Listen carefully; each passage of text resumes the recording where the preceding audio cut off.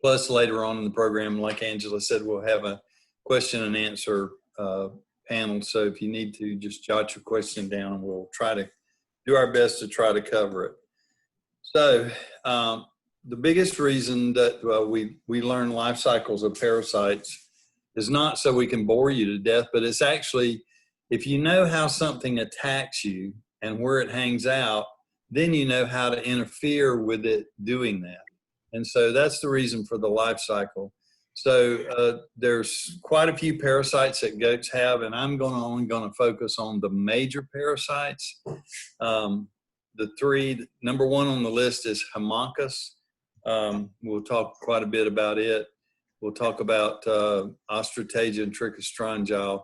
And the three of these things, as Dr. Wright's going to point out, they look so much alike when you look at the eggs on the microscope that a lot of times we just move them all together and we call them HOT together. And HOT stands for Haemonchus, Ostratagia, Trichostrongyl. And so typically when you go into you take a fecal sample into a veterinary practice and ask them what they saw on your goat, they will say, well, we saw a bunch of HOTs. And what they're trying to say is there's quite a few of all three of these parasites. We'll talk a little bit about Monesia, which is a tapeworm, and of course Coccidia that plagues everybody's young animals. So that's these are the major ones we're going to talk about today. So dealing with Haemonchus, it's the main one that actually attacks you and tries to attack your animals, and it causes a lot of problems. So it's usually good if you know what it's actually doing inside the animal. So when they ingest these larvae, they stick to the lining of the abomasum, which is the true stomach. Ruminants have 4 stomachs, one to ferment grass, one to actually compress the juice in there and squeeze stuff out, one to aid in regurgitation of belching stuff up and chewing it again, and then the 4th one being the true stomach. The true stomach is called the abomasum, and that's where Haemonchus likes to actually hang out. That's its preferred site. It has a sharp tooth in it that bites the lining of the gut, and when it does that, it sucks blood, and then it starts to produce eggs. So basically, it's a blood-sucking, egg-laying machine, and that's one of our big problems, and that's why it's so hard to control this particular parasite. The animal will suffer blood loss, and of course, if you lose enough blood, what happens to you? You become anemic. And when you're anemic, you don't have any energy, you don't have any zip, no zing, no nothing. So your immune system doesn't work right. Your body has to try to rebuild that red blood, and it needs protein to do that, as well as a good balance of nutrients to just be able to do that. And eventually, if the process keeps going on, what will happen is the blood loss exceeds the ability of their body to replenish the blood that got lost. At first, it compensates for it pretty well, but then over time, it stops doing that. So the general immunity goes down, and then ones that you usually are trying to look at result in anemia and death. And I think Dr. Wright's going to talk to you about how you can gauge how bad is this anemia, when do we need to interact, and how do we try to keep them from getting down here to the bottom of this list, because once they're down here, it's pretty hard to turn them back around and go back the other way. So this is a picture of a Haemonchus. The nickname of it, of course, is called the barber pole worm. Can everybody understand why they call it that? Looks like a little barber pole. What you're actually looking at, this dark tube, this is actually the head of it here. The dark tube that starts down here is actually the digestive system. There's the digestive system, digestive system, digestive system, digestive system. The light colored areas are the reproductive system. So there's our egg layer, egg layer, egg layer, and all these white spots are where the things are laying eggs. So it truly is an egg-laying, blood-sucking machine. And that's why it's so deadly and talked about so much. The life cycle of this thing is actually pretty simple. It's not a complicated life cycle. Basically what happens is you have a goat that has adult parasites, and the parasites lay eggs. The eggs travel through the digestive tract, and eventually the eggs get pooped out and hit the ground. And there's several developmental stages that these eggs will go through before they actually become infective and are able to be passed to other goats. Parasitologists love to break things down into all kinds of little categories, and L stands for larva. So the egg itself, and then once the egg actually hatches out into a larva, that would be the larva 1, the first one that shows up. And then it develops into a larva 2, L2. And so these are abbreviated. So as the eggs develop in the feces into a L3, takes it about 6 days to do that. And now we've got the L3, but they're still in the fecal ball, which is a good thing. To be infective, they have to be able to leave that little fecal ball. Now, if it's extremely dry, hot weather, the fecal ball dries up and the worm dies. So hot weather is actually working in our favor. If it's been like it's been in our neck of the woods, it's been raining quite a bit, the moisture cracks these little fecal balls open and the larvae go everywhere. So as the larva emerges, develops in the egg, and as it emerges and leaves that feces, it moves up the grass blades about 2 to 3 inches in either a film of water or dew. And I got a really cool picture of that. That's at Auburn, we actually had to go out and collect some of these larvae and for parasitology lab to look at them. And it was pretty interesting. That it sure changed my mind about walking barefoot in the wet grass, that's for sure. I'm just kidding, okay? Y'all look so serious. You got to lighten up a little bit. And then eventually this L3 swims up to about 2 to 3 inches. That's his, he's not the Mark Spitz of parasites. He actually can only swim to about that level.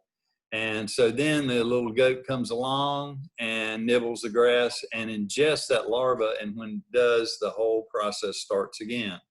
So this is a simple, direct life cycle, meaning eggs, the larva swim up the grass, goat eats the grass, the goat gets the parasite. And so that's typically the way this parasite is transmitted. So when these eggs are passed in the feces, the L1 and the L2, they feed on bacteria and stuff in the feces. So just food for thought, the dairy coat people sweep up most of the feces around their goats, which is really a great practice. But see, they're usually in a more controlled environment. But why do you think one of the reasons might be that there are few parasites in dairy goats than there are in just our typical grazing goats that we have out in the woods and browse and pastures? One of the factors is if you get rid of the source of the larva, the parasites don't pass around.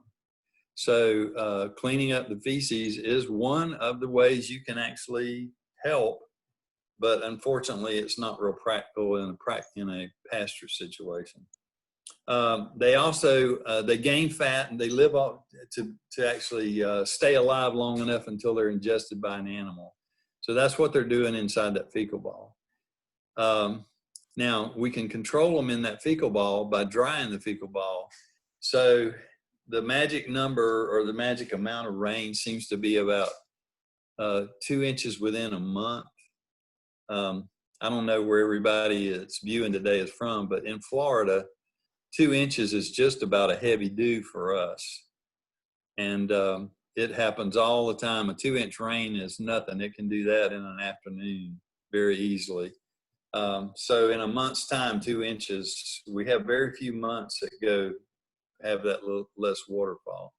But once it gets moist enough, this L3 escapes the fecal mass. He swims up the grass about 2-3 inches, and they can survive there up to about somewhere between 30 and 60 days, depending on if they have moisture and the temperature is correct. So there was a neat study. Langston University did a grazing study, and they found that they measured the amount of larvae that they could capture, and 50% of them had died or declined by 45 days in hot, dry conditions. So at the making the statement that the hot, dry conditions actually help to kill the larvae and stop them from being able to pass. So when there was more moisture around, and the other thing they did in the study was mandatory rotation every 5 days. So regardless of what the grass looked like, they rotated their animals every 5 days. They just periodically rotate. Every 5 days rotate. And what they were able to accomplish by doing that was significantly kept the fecal egg counts low all summer long through the warmer months by just rotating the pastures. And what that was doing was actually creating a distance between the fecal balls, the larvae, and their animals, so we could move them off that pasture. So these are some environmental factors that just favor the parasite. Warm weather.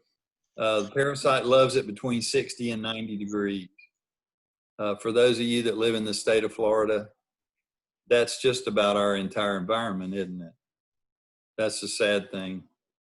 You know, I can remember we used to get rather cold weather, but it's been a while since we've had freezing cold. But then again, the flip side of that is over 92 degrees, it kind of favors drying of the larva. So when it's dry and over 92, you're actually killing parasites with the sunlight as they dry out. But the 60 to 90 degrees is where you have the most hatch out of these eggs. The moist weather prevents the fecal balls from drying, and 2 inches a month seems to be the magic amount.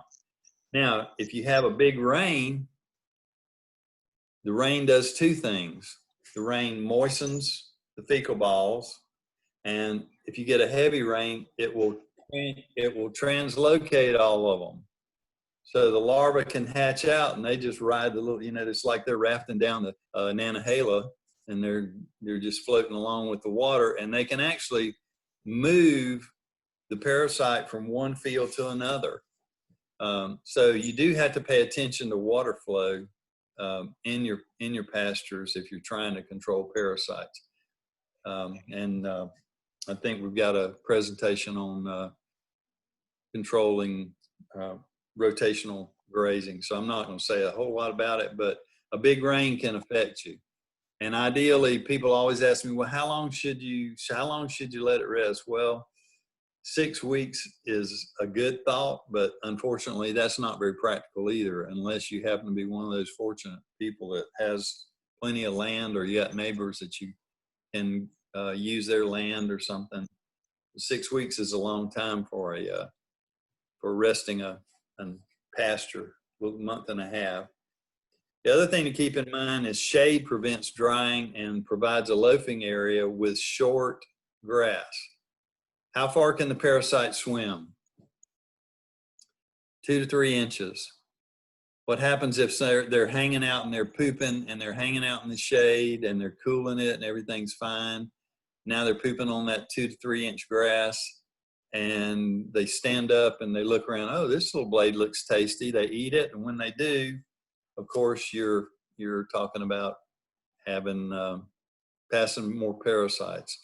The other thing that happens in the shade is these fecal pellets pile up, and the shade stops the sunlight from actually drying them out.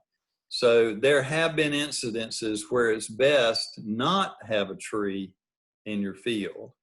I know one of the things Angela and I have talked about quite a bit is it'll be, 98 degrees. Goats will be out in the middle of the sun, which they're desert animals, so they like that. Here's some more factors to just keep in mind.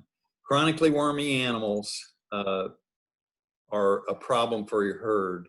And the reason why is a quarter of the eggs that come from animals, quarter of the animals supply 3/4 of the parasites. So if you got a chronically wormy animal, it's passing those parasites all the time. And what it's doing is it exposing the rest of your goats to parasites. So when you look at your records and you're looking them over and you're saying, dang man, I've had to worm this thing. I wormed it 3 times last year. I'm up to 5 times this year. It should send up a red flag for you and say, you know what, that particular animal is being one that's helping recycle all these parasites. They're pooping out a lot of eggs and we're getting a lot of exposure. If you overstock or crowd the pastures or overgraze it where the grass is shorter than 2 to 3 inches, then you're also asking for trouble. How far can the parasite swim? 2 to 3 inches. So anytime the grass gets that short, you are actually favoring parasites. Now, there are some areas in the state of Florida where the abundance of grass is not. Up here in North Florida, we have a lot of Bahia grass, which usually gets up to a height of around, 6 to maybe 10 inches if it's heavily fertilized. But in the central part of the state of Florida, centipede grass flourishes. And you might look out there and it's green, but the grass is only this tall. That's ideal territory for a parasite to hang out. So you have to pay attention to what kind of grass you got there too. As far as space goes, the goal is about 2 head per acre if you can accomplish that. Less if you can accomplish that. It's affected, that number is affected by whether or not you've got other things for them to pick at and eat, or if they're eating off the ground. We try to discourage ground feeding, like just pouring the feed out on the ground. The goats love it and they'll get it right off the ground, but unfortunately they're closer to the parasites and they're ingesting them, and that's the way that the parasites are actually passed to each other. The other thing, there are times in an animal's life, just like for us, where your immune system doesn't work like it's supposed to. And those typical times make them more susceptible to parasites. Lactation is in any animal, including humans, dogs, no matter what it is. Lactation is very stressful. It takes a lot of energy to produce milk, and so they have to get a good balanced diet, and a lot of times that suppresses their immune system, particularly when they're first born, first start to produce milk. The immune system kind of drops in the mama a little bit because to limit the amount of allergic reactions that might occur between a mama and the baby with the milk. So there's kind of a natural sway in the immune system around lactation. Younger animals that are, that haven't developed yet, their immune system isn't really complete. So they also have a limited amount of immune system. And of course, anytime you have stress and poor nutrition, there's a dip in your immune system. Nutrition provides proteins. Proteins are digested and used as building blocks. Those building blocks are used to build immune proteins in your bloodstream.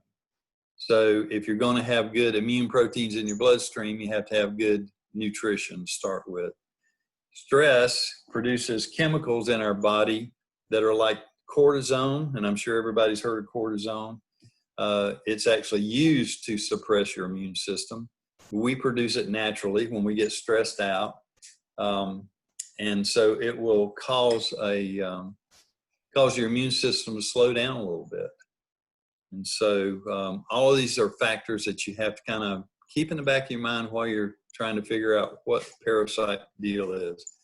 So here we got a picture. Doesn't that look lovely? You can see this is the inside of the abomasum. These folds are so it can stretch bigger if it needs to when they eat a lot. But in between these rugae, these are called rugae, in between these rugae are this big old wad of parasites, and they're all stuck in there. It looks pretty nasty, doesn't it? Each one of those worms can suck about 1/10 to 2/10 of a cc of blood a day. That's a lot of blood loss, isn't it? And the possibility of surviving a burden that heavy gets pretty tough. So a lot of times we do get calls from people, and they say, well, you know, I've got a goat. It looks really bad. Boy, parasites are just eating it up. And she looks like she's going to die tomorrow. Is there anything we can do to save her? And the answer is, unfortunately, probably not. You know, it never hurts to try. I'm always an optimist. But, you know, we want to try to do something about it before they get to this point. Okay, so here's a comparison of 3 eggs. We'll talk more about this when we talk about identifying the eggs. But you see they look a lot alike, don't they? That's why when you take a fecal sample in to a typical veterinarian, they're going to tell you have HOTs, because trying to identify which one of these things that you're looking at gets pretty tricky. The homunculus egg tends to be more like a hen's egg shape-wise. The ostratagia tends to pretty much fill up the little egg sac. There's the egg sac, and pretty much fills it up. And the Trichus trongyle is a little bit larger and tends to not fill up the entire egg sac. So those are just some basic guidelines. So here's a picture of our larva we've captured on the grass. Okay, so when you're below 3 inches, that's what your goats are eating every morning. Does that make sense to everybody? Mm-hmm.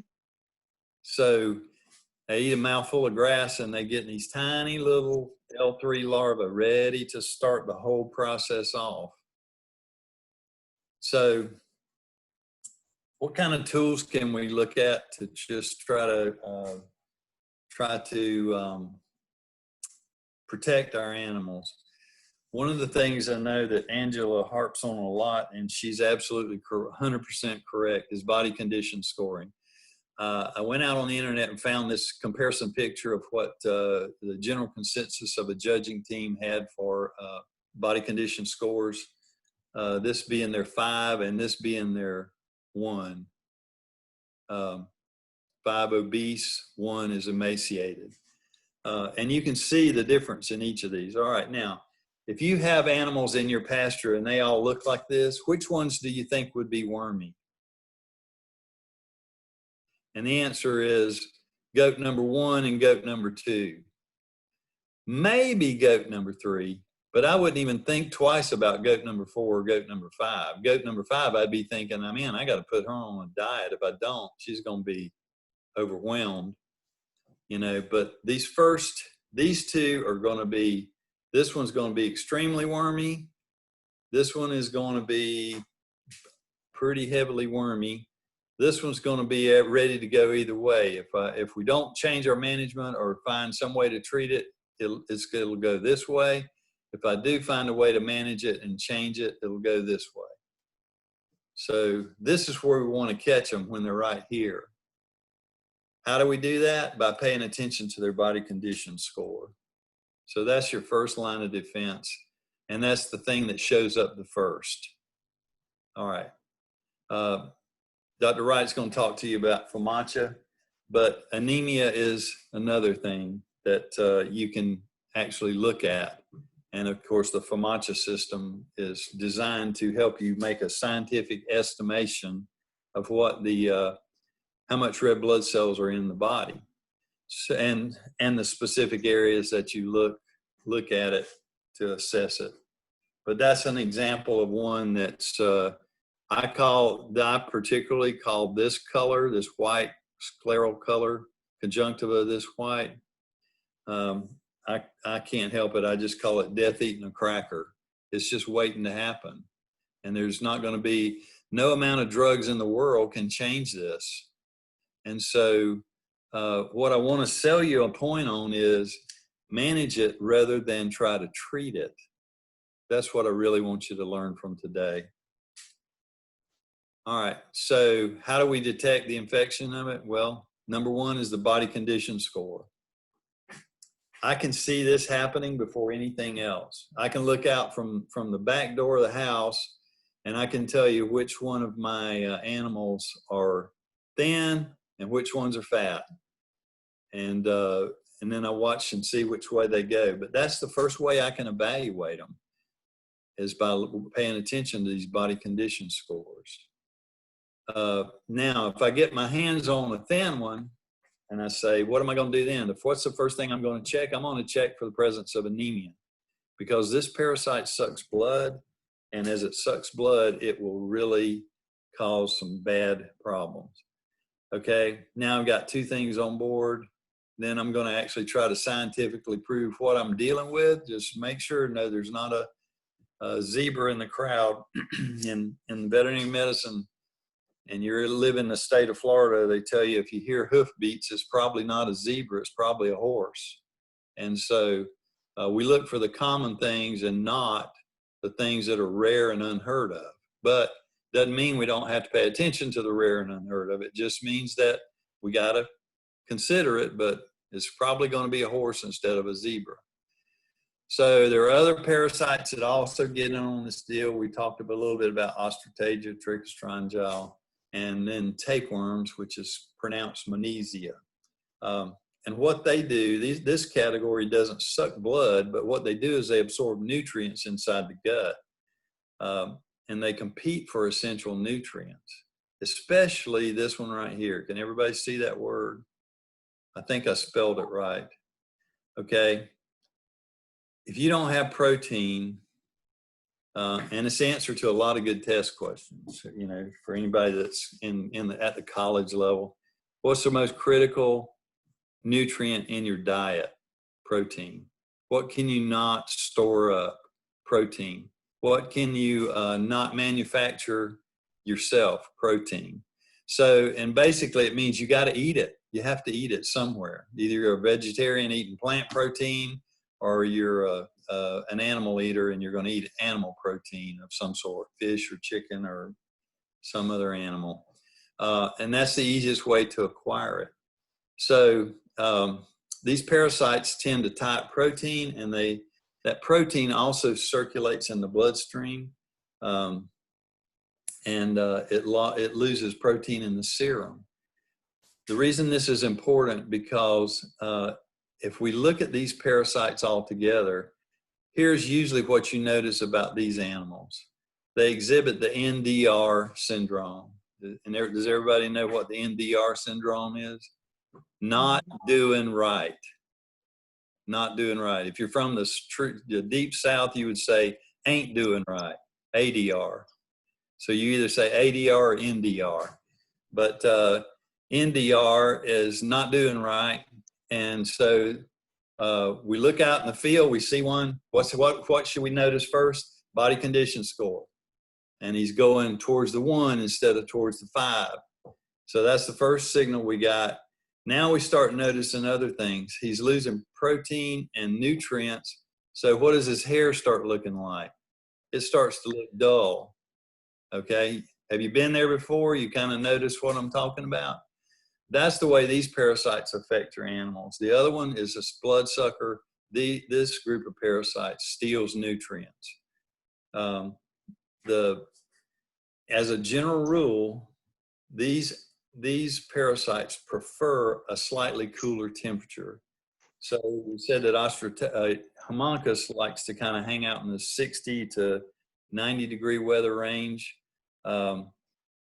In the springtime, when we have those cool mornings and cool nights, these parasites, particularly trichostrongyle here, Ostrich and trichostrongyle, these guys thrive in that kind of an environment. During the hot summer, they really don't like it that much. So you usually don't have as big a problem with these two guys in the hot summer, but in the cooler times like the fall and the spring, you do have more trouble with them. And Monesia just rears its ugly head whenever it wants to. So since we're losing nutrients and since we're losing protein and since the protein level in the serum is decreasing, we start to develop a symptom called bottle jaw. Everybody know what bottle jaw is? You kind of get a droopy turkey neck under your skin. I've got one anyway, but mine's age related, not protein related. They develop diarrhea, they have a dull hair coat. Why do they develop these typical symptoms? Because they're losing nutrients. That's what's bothering these animals. So, okay, here's, for those of you who've never seen bottle jaw, this is an example of it. It likes to accumulate in the ventral part, or the underside of an animal. And why does it like to go to the head? Because the animal puts his head down to try to eat grass, and when he does, his head's the lowest spot, and water always tries to flow downhill. And so this is actually water from the bloodstream that has escaped the bloodstream and now is collecting up under here because there's not enough protein in the bloodstream to hang on to this. So this is called bottle jaw. Common with trichostrongyles, and it's common with low protein in the diet. So when you have those two things going on, you tend to think about trichostrongyles and not so much about just Haemonchus. All right, Monesia, just so you'll know, it's one of the weird ones that's an indirect. The other parasites we've talked about are actually a direct life cycle, just like Haemonchus. You poop out the eggs turn into a larva, the larva gets on the grass, you eat it again.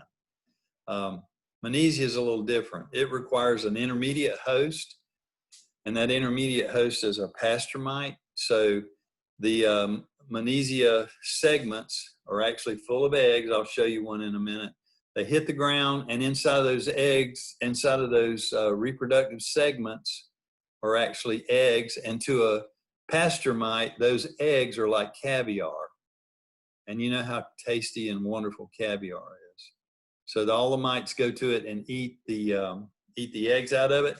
Now the pasture mite actually gets a tapeworm inside of him. But then he hangs out on the grass. So what does the animal do when it comes along to graze grass? It eats the grass. And so that's the way it spreads itself. They tend to stay in an area for a long time because once you get an infestation of pasture mites and this issue gets started, the pasture mites pretty much keep it going. And so usually where we'll hear this a lot, or at least where I've heard it a lot, is somebody that has a special area where they like, well, I always put my weaned animals in this area. They always go to this area. And if they get Monesia in there, tapeworms in there, they'll actually, every year you'll see kids developing tapeworms. So, of course, the typical symptom is diarrhea. Now, here's an example. I've actually had phone calls about this same thing. My goat is pooping out. It looks like the lining on the inside of her intestines. Okay, and it's actually a tapeworm. And if we looked can you see these little segments in this tapeworm? See how he's all segmented up? Each one of these segments is full of eggs, and when it breaks off, it will hit the ground. Sometimes the diarrhea, the movement of the diarrhea is so fast that the parasite just can't hang on anymore, and friction rubs him out, and that's what's happening in this situation. The eggs look like nothing else you'll ever see. They're kind of a squared off cubical, triangular egg. But they are an egg. It's a thick walled ova. You can see how thick the wall is. And of course, once you've seen a few of them, you get the hang of identifying those pretty well. Some of you may have had experience with that. And then we got one other guy, coccidia, which is really it is a parasite, but it's not a worm. Coccidia is a one-cell protozoa. And you might remember, maybe like in elementary school in science class, you brought in a drop of pond water, and you put the pond water on a microscope, and you looked in there, and there were all kinds of little creepy crawly bugs in there swimming around. Well, those were protozoa. And that's what coccidia is.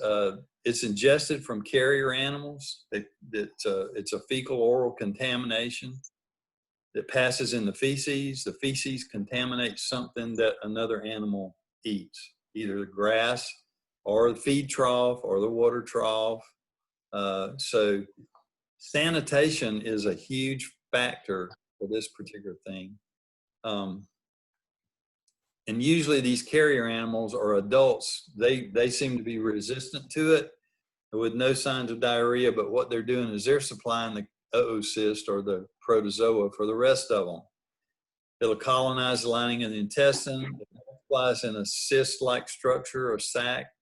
Once it gets so full, the sac can't hold anymore, so the sac breaks open. When the sac breaks open, out come the coccidia protozoa, and they go riding down the digestive tract to the out the colon and down on the ground, and now they contaminate the ground around them. And we've actually observed, and Angela and I were talking about this, we've observed kids actually eating fecal balls. So the little kids that get bored, they actually will eat little fecal balls, So I thought dogs were the only ones that did that, but I've actually seen the goats do it too. So the organism is released in the intestine, the diarrhea contaminates the area, and then it's ingested by an animal, usually young kids or lambs, and then they develop this recrudescent diarrhea, and typically it's about a 4-day cycle, so it kind of up and down and up and down. And the typical phone conversation will be something like, I had an animal that had diarrhea, but I gave him some Pepto-Bismol and he got better. But then it seemed to have come back. And then I tried it again and it kind of went away. And so that's typically what you would see. When you see that happening, you want to think about protozoa that might be causing that kind of an issue. And coccidia is number one on the list. Okay, so here's coccidia. This is a segment of small intestine, and what we've done is just cut into the small intestine so that you can see what the lining looks like. Can everybody appreciate these cysts right here? Little clear looking cysts. These are coccidial cysts, and you can see how many of them they are. Now, every time they have a cyst and it pops open, it creates a scar. What would that do to long-term digestion and absorption of nutrients? It would decrease its ability, wouldn't it? So over time, bad coccidial infections will tend to scar the gut and make it very difficult for ample nutrition to be absorbed. So you get an animal that turns into kind of like a chronic poor doer. And a lot of times that's a result of coccidia. These are the actual oocysts. They're pretty easy to identify. The only thing that's tricky about them is how small they are. So until you get used to looking at parasites, compared to the others, these are about a quarter as big as the other parasites we've looked at. Their eggs, at least, are. Okay, so how do we control everything? In plants, we actually stole this idea from plant people because they have what's called integrated pest management, and we got this idea of integrated parasite management. Number one, you identify the parasites you're dealing with. Okay, now I want everybody to please read number 2. Just read it to yourself. Can everybody see it? Does it say anything about drugs? Nope, it doesn't. What does it say something about? Management, sanitation, feeding habits, feeding, quality nutrients. Those are what number 2 is talking about. Because a lot of times we're never going to get rid of all the parasites, but we can actually help the animals to resist the parasites. Okay. So now, if we want to actually, when we institute a management change or some kind of control, we want to recheck. We want to monitor it somehow and see if it's working. If it's not working, we're doing the wrong thing. So we're going to monitor it, see if it's working. All right, then here's the kicker. Everybody read number 4.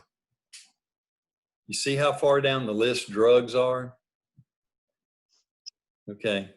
Unless you just have money to throw away and you never change your management, then drugs are a good way to lose your retirement account because it takes a lot of it's not going to take the place of management. After we deworm them, we reevaluate, and then if we need to, we modify our plan again. And that might mean, okay, what I'm going to do is I'm going to try to rotate the pastures every 2 weeks. I'm going to try to keep the water troughs clean. I'm going to try to rake up the fecal balls in the areas where the young animals are particularly. I'm going to compost the manure. Whatever you institute, that's what modifying your plan would be like. All right, so this is actually a case study. I just wanted to share this with you just to let you know that you're not by yourself. You aren't the only person that's frustrated to no end because you got a parasite problem. If you have goats, you're going to have a parasite problem. That's just a reality. But this particular animal group, the goal that they made these goals and decisions, and here's what their goals were. They decided they wanted to wean early. They wanted to build the nannies back up with quality grazing. And then they wanted to rebreed in the fall for a 3-year crop per 2-year program. So they were going to breed twice in 1 year and once in the next year. So they'd get 3 crops in 2 years. And that's what they wanted to do. Okay, now that opens a whole lot of can of worms. And so it did. And so here's what the outcome turned out like. The nannies started off in good body score condition. We looked out in the pasture, there they are. They're 3s and they're 4s. Remember, the 3 was the iffy one in the middle that can go both ways, but there was quite a few 4s that were right there with them. They were both in pretty good shape. So they were in good condition. There were no reproductive issues. They all kidded. They synchronized them with Regimate, and they all kidded within 15 days of each other. The kids did fantastic for 31 days. They looked absolutely fantastic. Fat, happy, running, playing, everything, just doing. Okay, on day 32, started getting diarrhea. Okay. Now, in your mind, you should start thinking, diarrhea, what could cause diarrhea? Well, nutrition could cause diarrhea, but coccidia is the parasite that could cause diarrhea.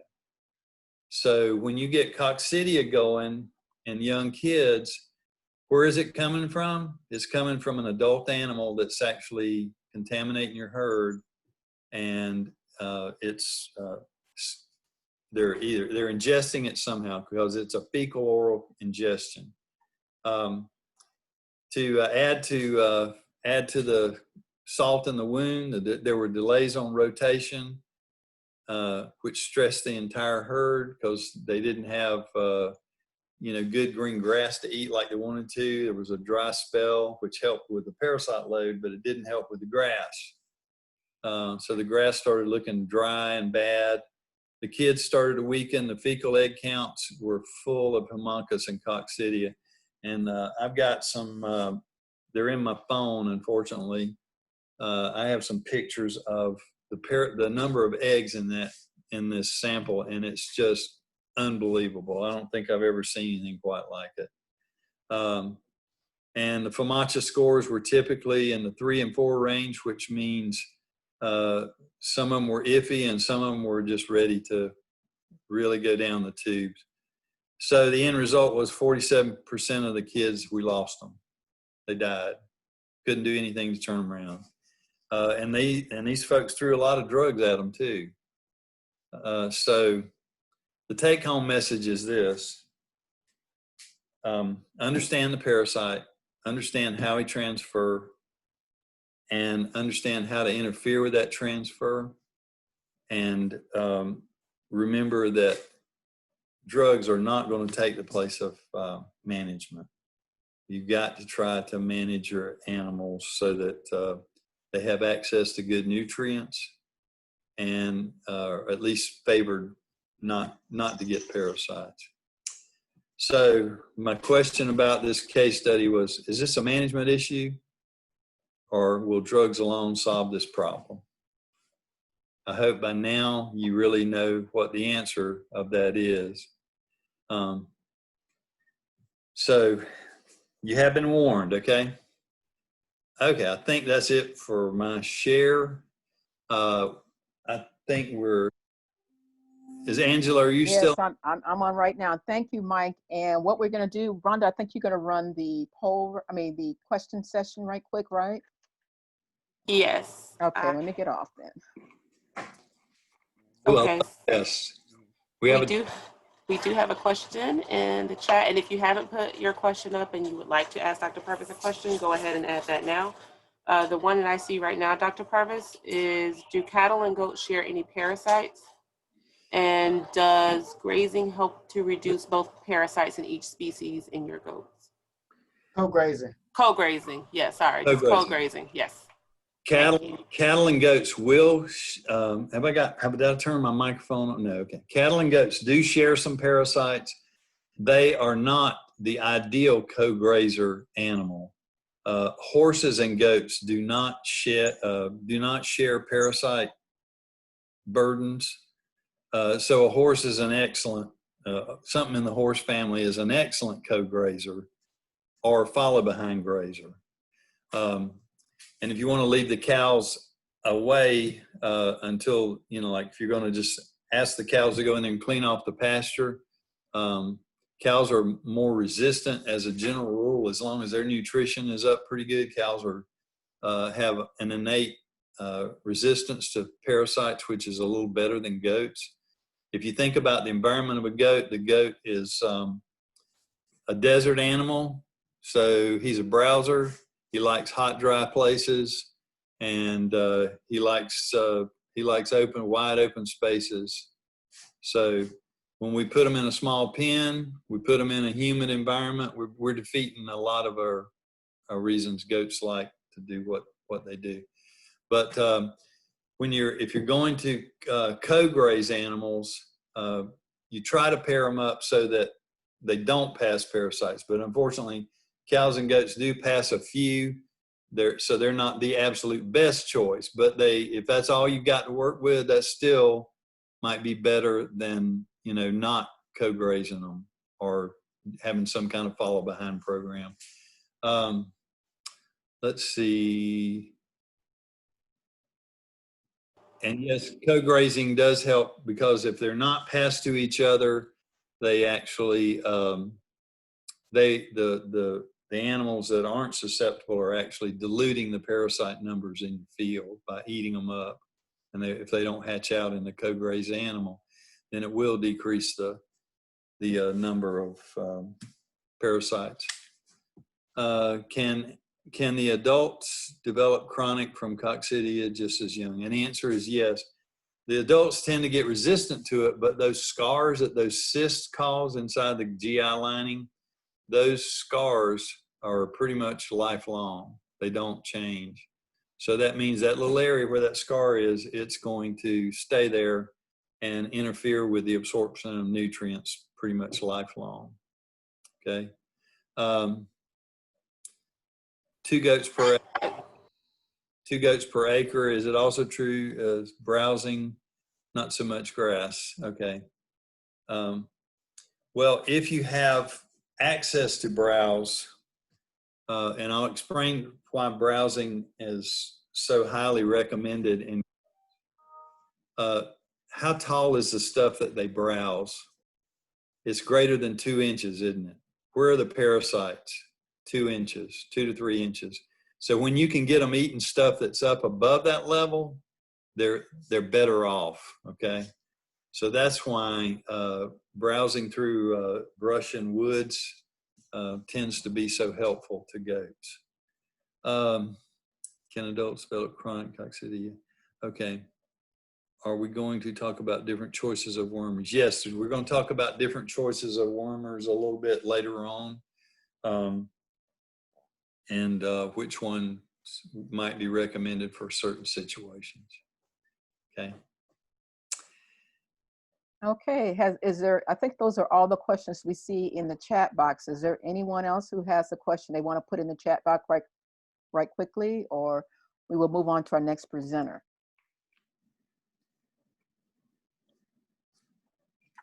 Okay, let's see, I don't see anything new. Okay, well, what we're going to do now is move on to our next speaker. Glenn, you want to go ahead and share your screen? The next presenter will be Dr. Glenn Wright. He is a veterinarian. He graduated from University of Florida in 2006. He also received his undergraduate degree in animal science from Florida A&M University in 2002. He practiced small animal veterinary medicine for 5 years in Maryland as well as in Florida. He was recruited back to FAMU as the director for the veterinary technology program. He also guided FAMU into getting the initial accreditation for the veterinary technology program at our institution by the American Veterinary Medical Association in 2013.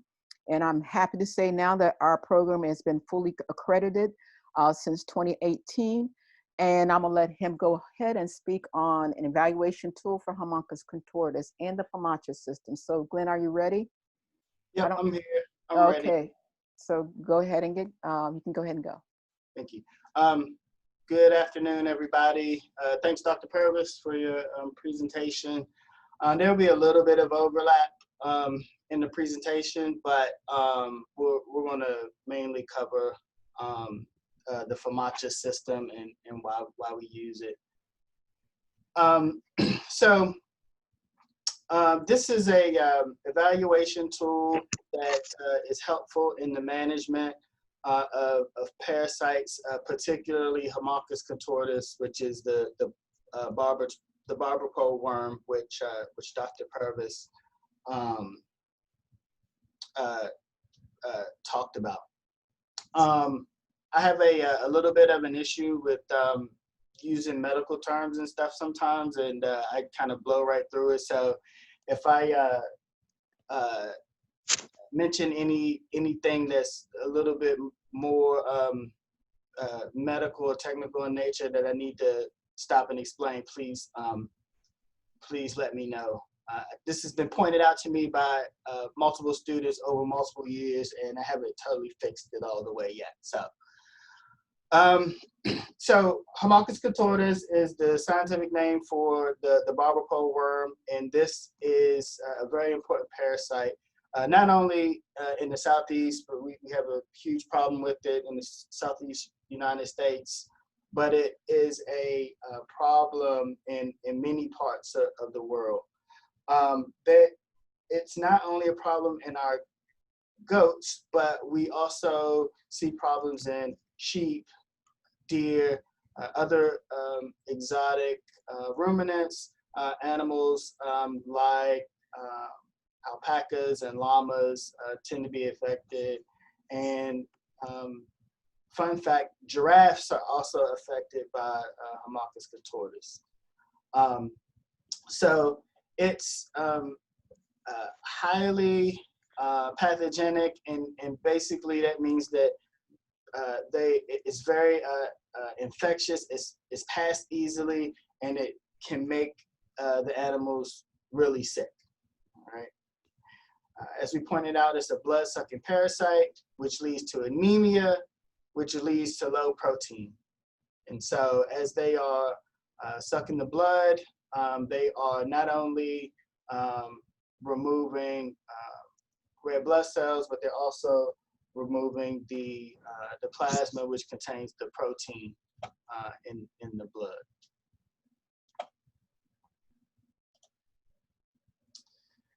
So I'll go through this a little bit more quickly because Dr. Purvis kind of hit on it. But this worm pierces the lining of the abomasum, which is the one of the stomachs.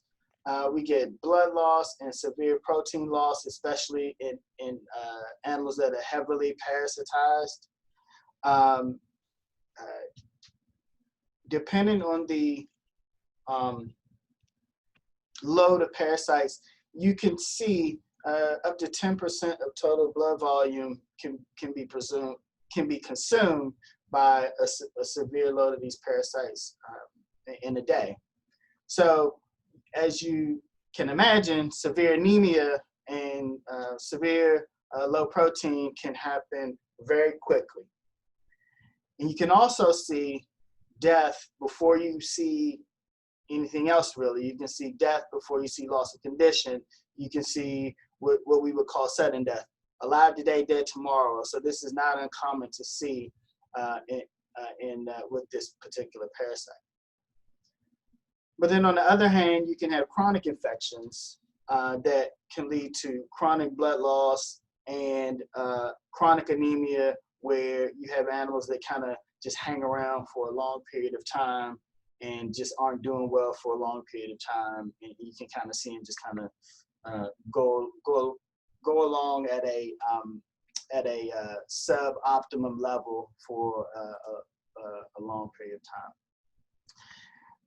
As was already discussed, warm humid weather is very favorable. Therefore, in our region, we get a very long transmission season. Maybe those short periods where it's really cold in the wintertime, which typically lasts like 1 or 2 weeks, or some of the periods in the summertime where it's very, very hot. But for the most part, our environment is favorable for most of the year. We talked about the short direct life cycle, which is very important, and then the large number of eggs that can be shed. One worm can shed something like 5,000 or more eggs per day. So these parasites are very adaptable. They are resistant and prolific. So they are a formidable opponent, as many of you probably know. There's a lot of information out there on Homunculus contortus, and the more you learn about this particular parasite, the more you realize how adaptable they are. There is some information out there on their ability to go into an arrested state, which allows them to kind of hide from some of our mitigation factors, whether it be dewormers or either other unfavorable conditions. So they are very adaptable. They can also survive on the pasture or in the soil for a very long time. So that has to be factored into our management strategies as well. And they can also survive. They can aren't necessarily killed by cold. A lot of times, what you'll see, they can kind of go into this arrested state where they can survive long and cold winters, and they become active when the weather gets warm again. Talked about this life cycle. I won't rehash that because I wouldn't be able to do it justice. Dr. Purvis did such a wonderful job. One of the things that Dr. Purvis also talked about, the vulnerable animals are the ones that are going to be seen to be affected or more vulnerable to the homunculus. So these are going to be our young animals right at weaning, highly stressed adults, lactating animals, sometimes pregnant animals, and animals with poor immunity. One of the things that we have, this may be obvious, but I think it's a point that we really have to stress, especially when we're helping people that are starting out, is that quality nutrition is one of your first steps in trying to fight against some of these issues, especially parasites. So if you have poor nutrition, which leads to poor immunity, which leads to poor doing animals, your battle against parasites, particularly Haemonchus, is going to be much harder if you don't have good nutrition, which comes in the form of quality pasture, quality concentrated feed, or whatever your feeding regimen is. So our clinical signs are, what you see in an animal that's affected. We talked about body condition score, so you can see loss of condition. Animal just won't do well, one that won't grow and won't thrive. We can see anemia, and we'll show you what that looks like in a second with a couple pictures. Bottle jaw, which was described, and then the other thing that I want to emphasize is that sudden death is something that we can occasionally see. So it's not uncommon to see, and typically the sudden death is usually going to be in younger animals, not so much our adults, but our kids and recently weaned animals. So it's not uncommon to see an animal that looks at least halfway decent one day, and then the next day they're dead. So we'll start to talk about FAMACHA and what FAMACHA is and what it does and how we use it. So the FAMACHA chart of the FAMACHA system, it's an abbreviation for the person that developed it or the people that developed it. Pfaffer-Milan chart is what it stands for. And so what we generally use it for is a tool that is used to make decisions about deworming, right? So it was originally developed by 3 South African researchers, and the primary, in the way we typically, this chart is only used for the evaluation of the presence of Haemonchus. It doesn't mean that other things aren't present, but it was developed specifically for this parasite. And so it was developed in South Africa because this parasite is a pretty significant problem there as well.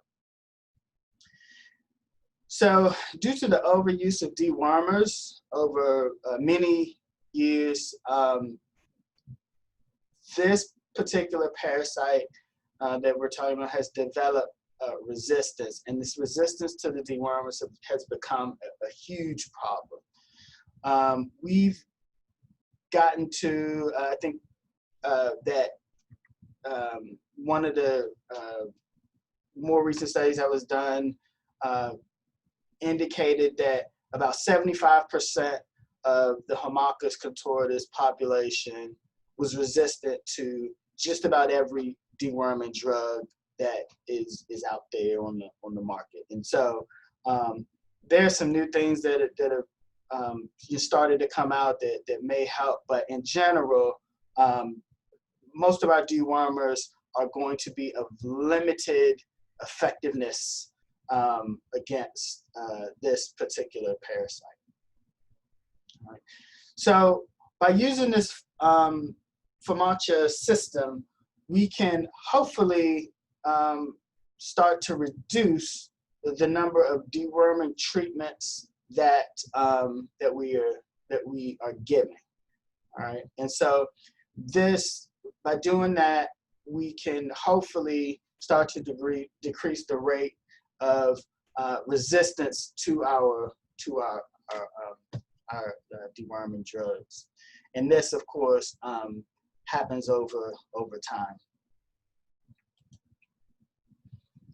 So the principle of FAMACHA is to selectively deworm those animals. To selectively deworm only those animals that need it. All right, and so by doing this, hopefully you get to a point where there are only a few animals within a herd that are actually being dewormed. And so, so basically, you get a situation where the eggs produced by the few resistant worms will be diluted because you reduce the number of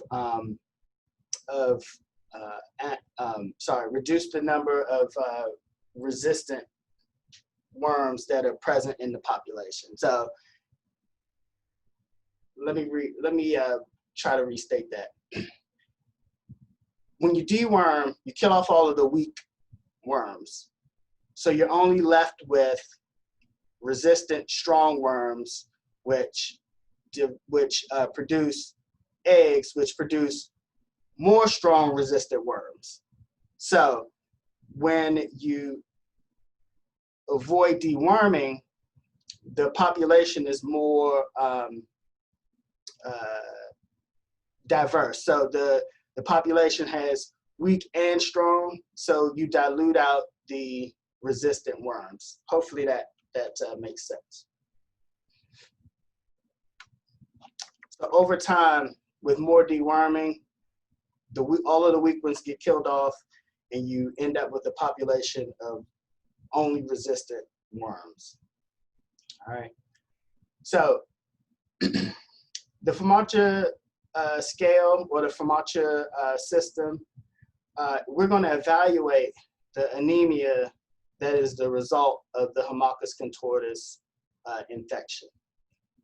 And so we are evaluating the mucous membrane. And so a mucous membrane would be the conjunctiva of the eye, the inside of the mouth, or where the outside of the body meets the inside. So that's kind of our simple definition of where a mucous membrane exists. That's kind of how we tell our students where the mucous membranes are. And so in the goat, the most accurate place to evaluate a mucous membrane is the conjunctiva of the eye. So in this picture here, it shows pulling down the lower eyelid and taking a look at that little inside portion that should be pink. Obviously, in this animal, that area is white, and this indicates that this animal is suffering from a pretty significant anemia. Other places that would be considered a mucous membrane would be the gums or the inside of the vulva. Typically in goats, the gums always kind of look pale, so that's not really an accurate place to try to look for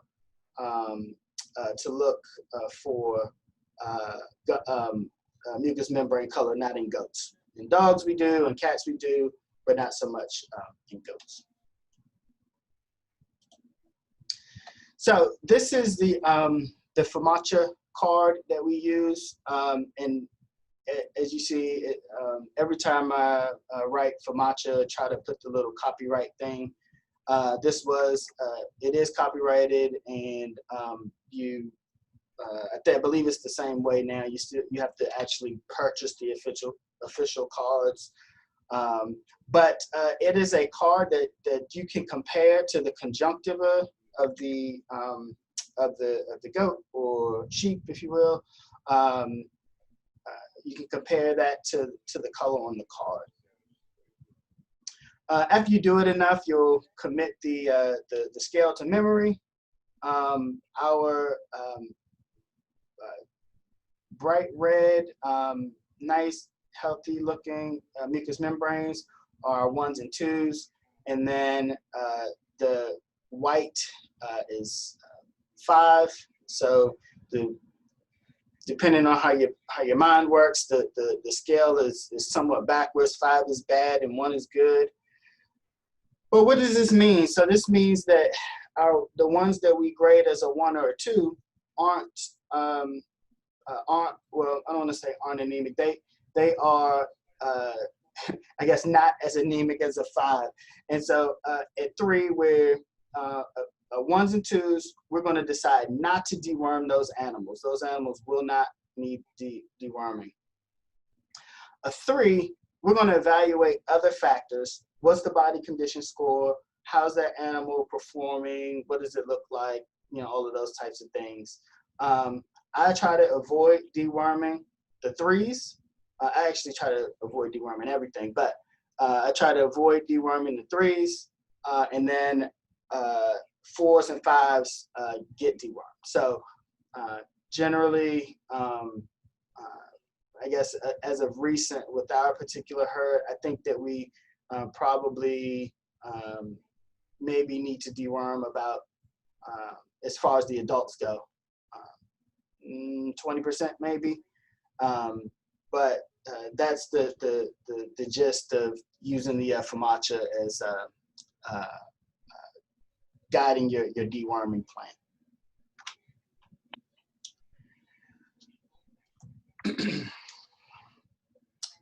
So you can develop a system, and a lot of this will depend on you know, your management scheme, how much space you have, and all of that type of stuff.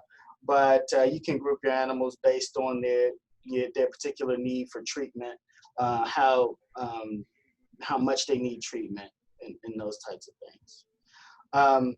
So the benefits of using FAMACHA: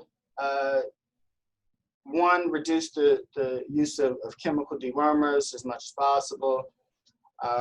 We want to try to slow the development of parasite resistance, and then we want to breed healthy animals. And so one of the things that by doing this, hopefully we're keeping good records and things like that. So as Dr. Purvis had mentioned, you know, we need to look at those animals that are chronically 4s or chronically have poor body condition scores, and you know, just aren't doing well. We want to, you know, potentially cull those animals from the herd, so that at some point we're breeding a bunch of healthy animals. So there are a number of different programs that you can put in place using FAMACHA, using strategic deworming, and things like that. One of the ways that we look at it, beginning in the spring, you know, we maybe take a look at your herd every 3 to 6 months, you know, just kind of depending on how they're doing. Doing the FAMACHAs, you know, seeing how, you know, what they look like as far as the FAMACHA scores, deciding on deworming, you know, at a 3 to 6 month interval. We also want to look at our animals prior to lambing or kidding. See what their, like I said, what their body condition scores are, checking their FAMACHAs, and seeing, you know, if we have any animals that look, or, you know, like I said, our 4s or 5s that look like they need to be dewormed. All right. Another time that we want to look at these guys, so since we know that when our most or our highest transmission periods are, which is when it's warm and it's wet, we want to look at these animals during these periods. So when we're in our rainy season, or when it's after a significant amount of rain. So these may be times where we want to look more closely at those animals and decide or check their pharmacists and decide if they need to be dewormed or not.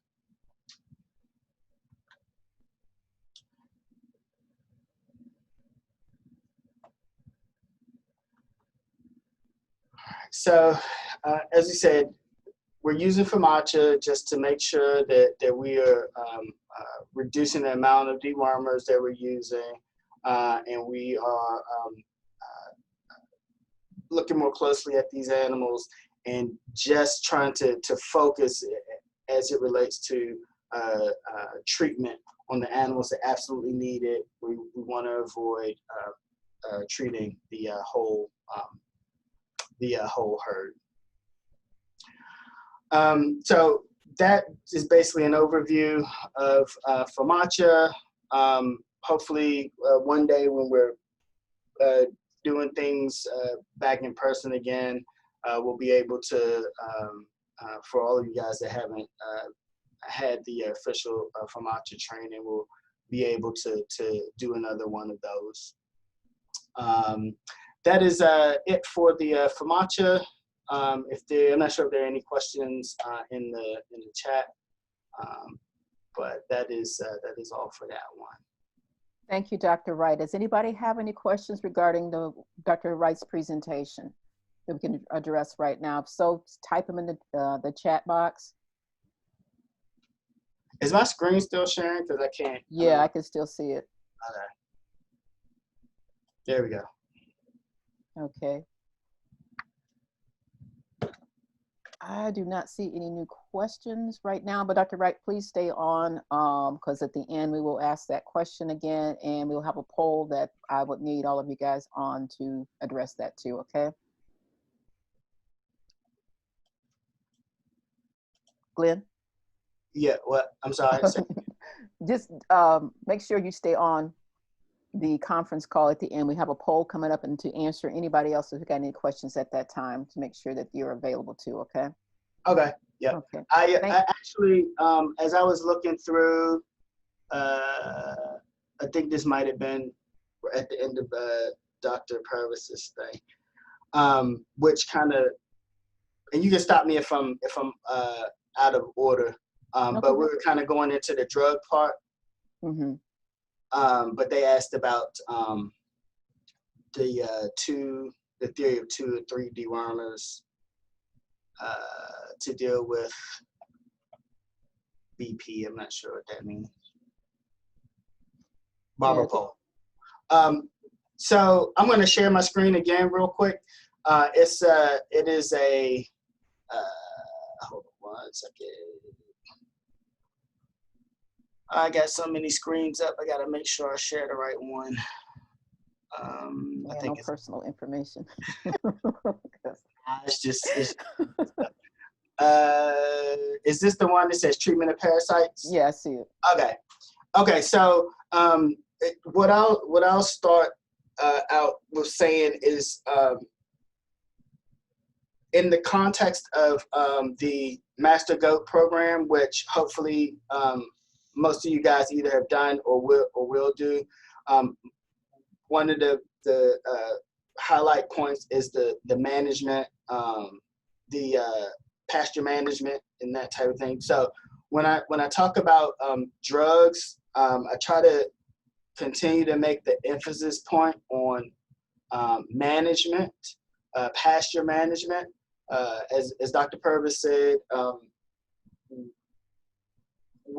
once they're broken, it's really hard to fix them. And a lot of times once you start to get these guys in the FAMACHA range of 5, it's not really much you can do. For those of you guys with a fair bit of gut experience, the drugs, they just really don't work very well once you got a problem. Once you got a problem, you got a big problem, if that makes sense. So as I have up here, I have all of the parasites that we've mentioned at some point in our discussions in the last hour and a half or so. The drugs that we have listed are drugs that are labeled for the particular parasites that you see over here on the right-hand side. The homunculus obviously is the barber pole worm that we've talked mostly about. The panicure and the valbazen, those drugs are in the same drug family. The ivermectin and cybectin are in the same family, and some of the others, when you get down to the levamisole and pyrantos, those are in a different drug family. So all of these may have a little bit of effect on the barber pole worm. And I think, as the person mentioned in the chat, I think that the most recent theory on these drugs is that if you do combine them, drugs from different drug classes or drug families, you have a better chance of having some effect on the worm population. We've tried a lot of this stuff too, and just with very limited results. So when we start to talk about these particular drugs, we still do it with the caveat of your best friend is pasture management. Mm-hmm. Moving to tapeworms many. Let me back up just a little bit. Many of the drugs that you're going to see are not going to be labeled specifically for goats. They'll be labeled for sheep or cattle, and many of them you should probably kind of get a little bit of veterinary advice on doses and things like that. But drugs like praziquantel or Equimax are used for tapeworms. Tapeworms, a lot of times you have to get quote unquote special drugs for tapeworms. A lot of the common dewormers aren't going to really take care of tapeworms. Tapeworms usually aren't a huge issue unless you have a really, really heavy load of them, which we haven't seen too much of. But then moving along to coccidia. Coccidia is a little bit of a different beast, really. I mean, they can cause a whole lot of problems.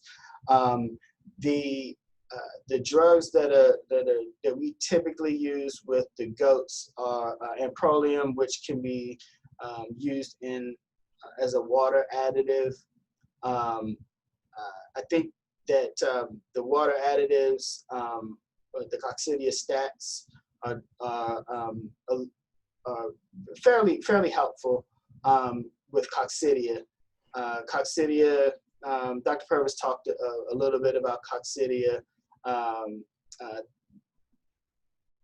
Coccidia is typically going to be taken care of with making sure that your area stays clean and dry. So if there's an environment where there's constant moisture, and they're kind of soiling it with feces, one of the big mitigating activities that you can do is to make sure the area stays clean and dry. So the last thing I'll say is things to consider. You want to make sure that you're using the right drug for the right thing, right? So your coccidial drugs aren't going to work for your homunculus. Your homunculus drugs aren't going to work for your coccidia. If you're trying to get rid of tapeworms, most of your common dewormers, ivermectins, aren't going to really work for those. Dosing is important because underdosing drugs can be very detrimental in the sense of promoting drug resistance. So you just kind of when you chronically underdose, you can develop some resistance. The route of drugs, so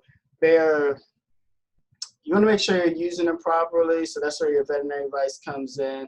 There are some drugs that need to be injected, some drugs that need to go in the water, some drugs that need to be bolused, and it depends. And there's some that can be off-label and used in different ways, but you should probably consult a veterinarian just to make sure that you're using it properly. And then as you start to use different things, whether it be drugs or supplements or what have you, you want to make sure that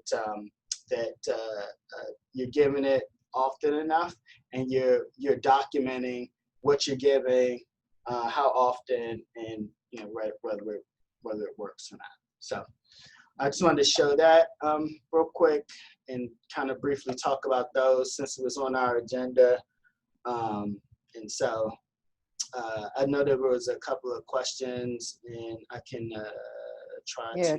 Glenn, it's some more questions that just came up.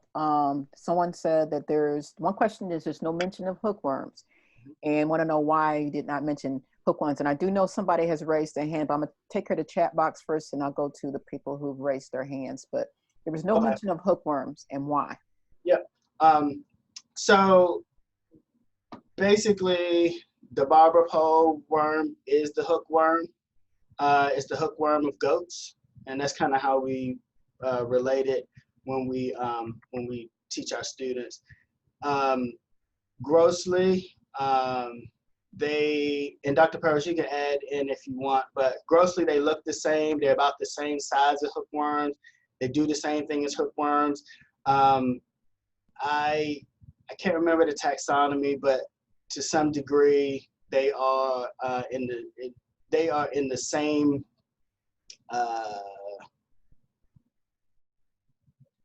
same evolutionary tree. I'm not sure if they're in the same kind of category as hookworms, but just for the small ruminant goat species. Okay. Dr. Purvis, anyone want to add to that, or we want to move on to the next question? Okay, this next question, Glenn, is I had 2 does with barber pole worms this year, and I had success with Safeguard and Quest Plus. I did 3 separate treatments, 10 days apart. And if Donna, are you on? Could you please fill us in more? What is it that you would like Dr. Wright to answer, or if you want to share with us your success?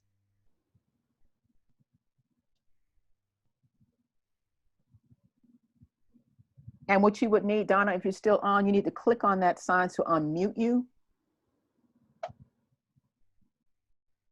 It's right next to your name.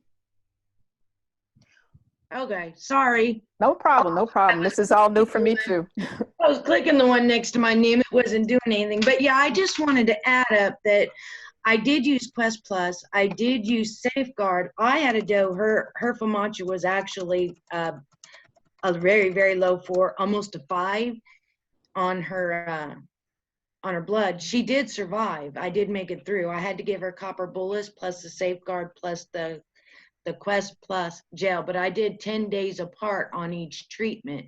Before the second treatment, she was fully loaded again because she got bottle jaw. She was the only one I seen bottle jaw in. But I was told by my vet not to use copper out here. However, I did. Do you know if that actually, I was told that helps with the deworming, it helps the medication take effect? Yes, and so I don't want to make it seem like, well, I kind of do want to make it seem like it usually doesn't work, because it usually doesn't work, but it doesn't, it's not like it never works. And so there are a lot of other factors that have to be considered, how many goats you have, what was the environment like? I mean, so there are a number of things. So Yeah, the copper, from what I understand, it damages, it physically damages the worms a bit, so it can help with the way that the other dewormers that you're using take effect on those particular animals. So, so the risk outweighs the benefit, in other words. And I have 15, but I have my does and my bucks all separate. So in the doe area was 4. Yeah.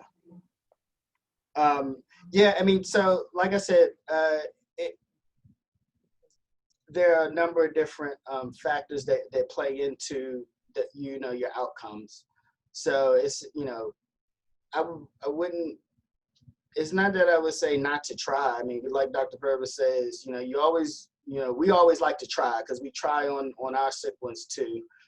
Every now and then we'll get one through, with typically we try to use Safeguard and I'm sorry, not Safeguard, Panicure and Panicure oral Valbazen and Moxidectin, and sometimes you'll get them, and sometimes you won't.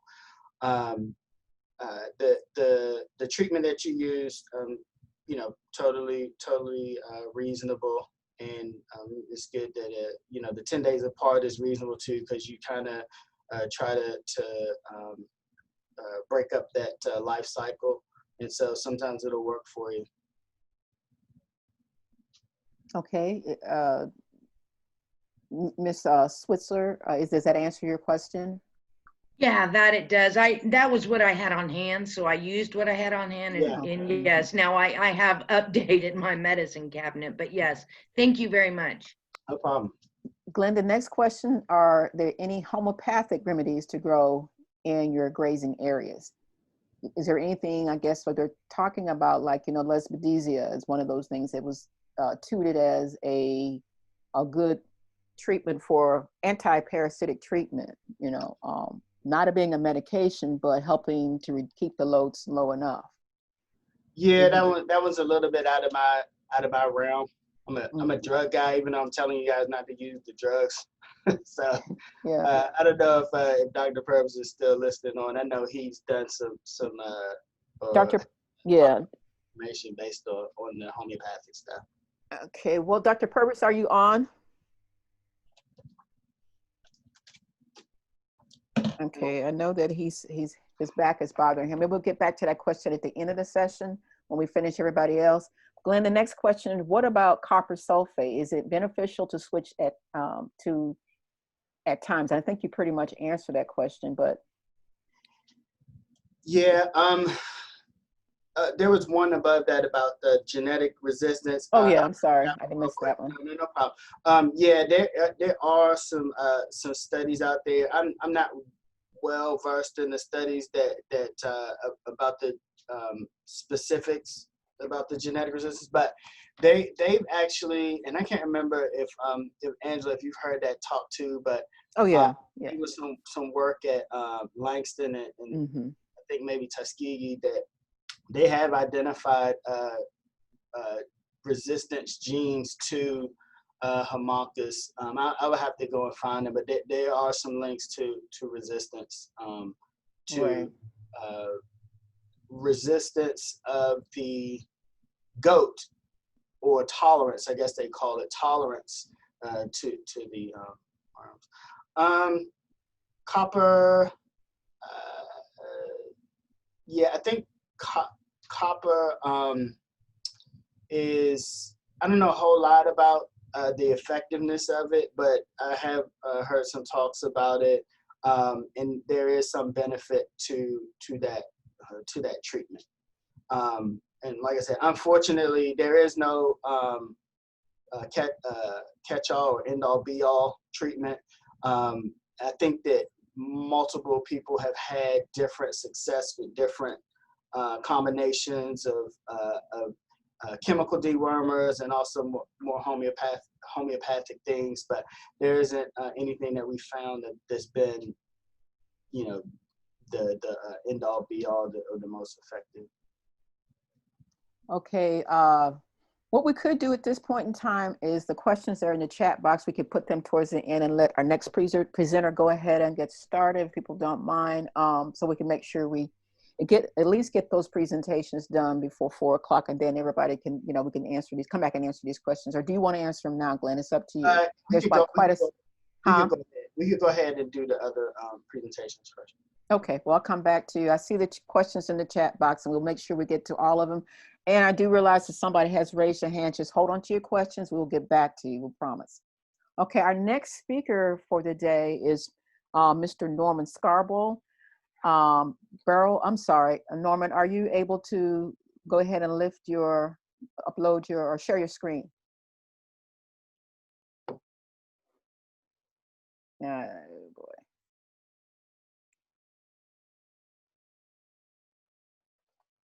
Okay, I don't hear him.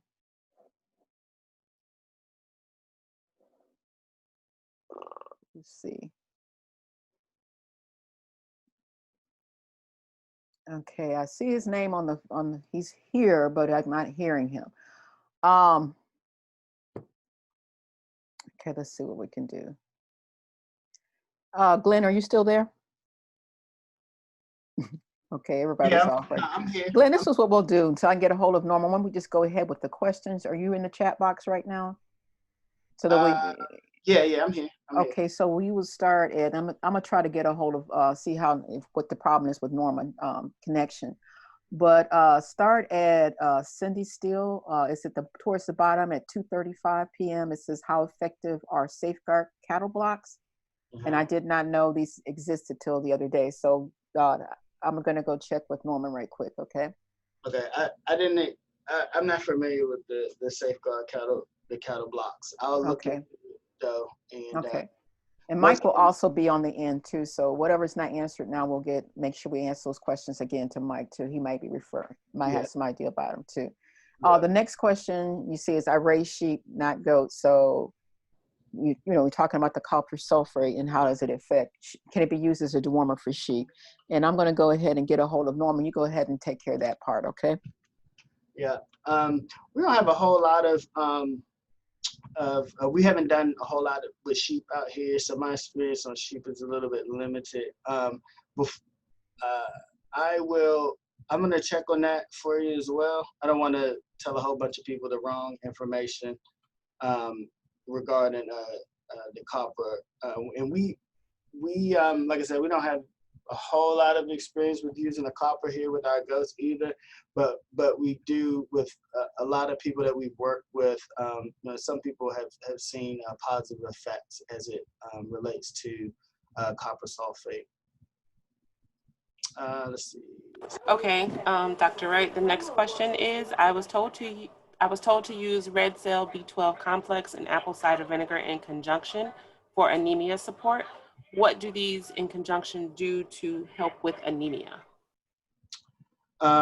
So I'm not sure what red cell is, if that's a product or something, but B12 is one of the essential vitamins that help with cell integrity. And so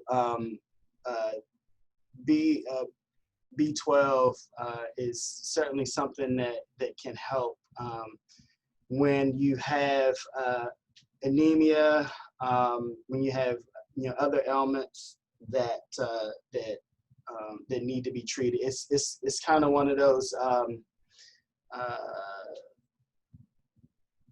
It's not gonna do any harm by giving the B12 or the B12 or B complex.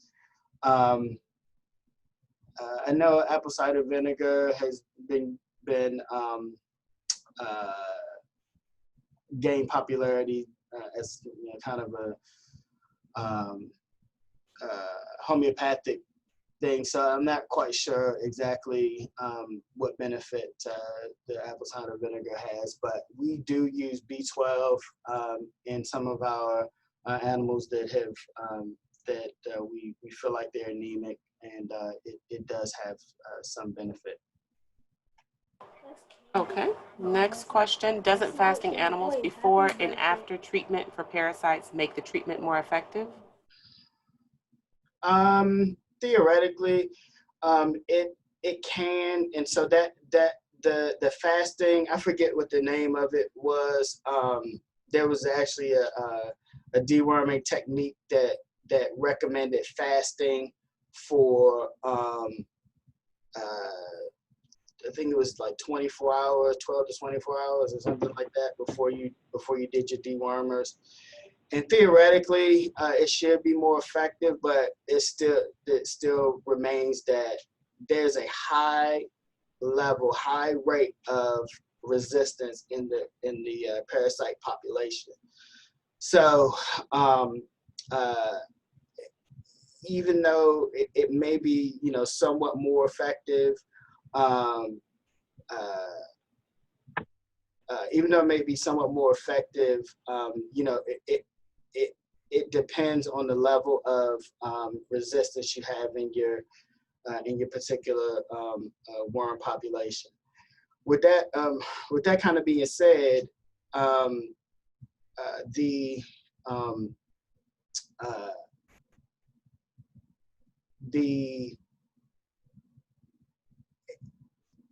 it's still you still kind of have an issue when you still have an uphill battle when you have a problem with the parasites. We could throw all of these things at them: drugs, copper, apple cider vinegar, B12. But when you got a problem, and the problem is based in management and that type of thing, if you don't fix those things, then your treatments aren't going to be the end all be all. You'll still have sick animals. And one thing that we found too is that even with people that when you really start to dig into people that have had success with treatments, when you really dig into their situations, you start to find that it's actually their management that's the most important factor in what they've done.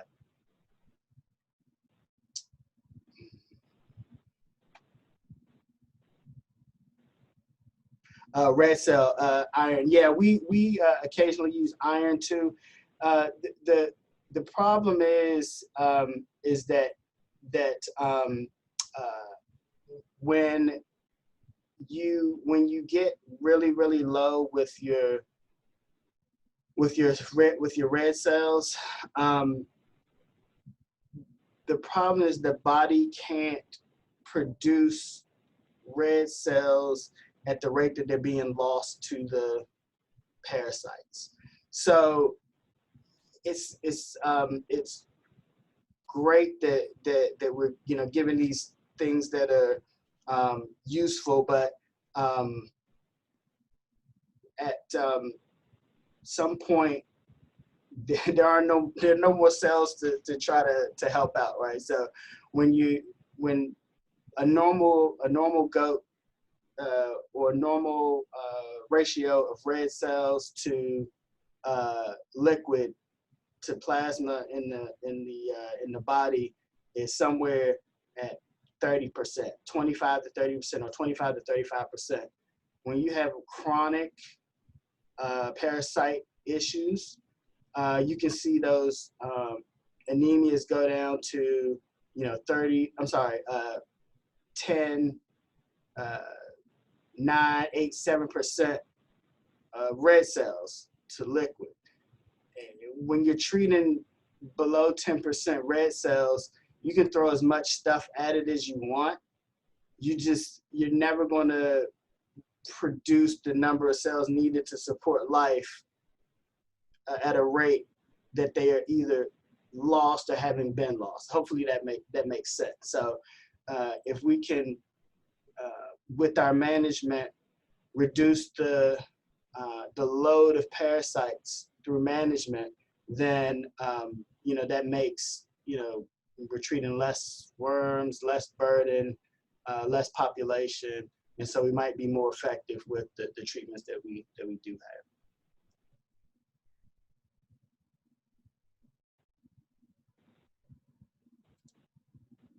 Okay, I think our run is it all the questions? Yes. Oh, wait, just one last one. It says copper sulfate dosage. Okay. Yeah, I'll have to get back to him on that with the copper.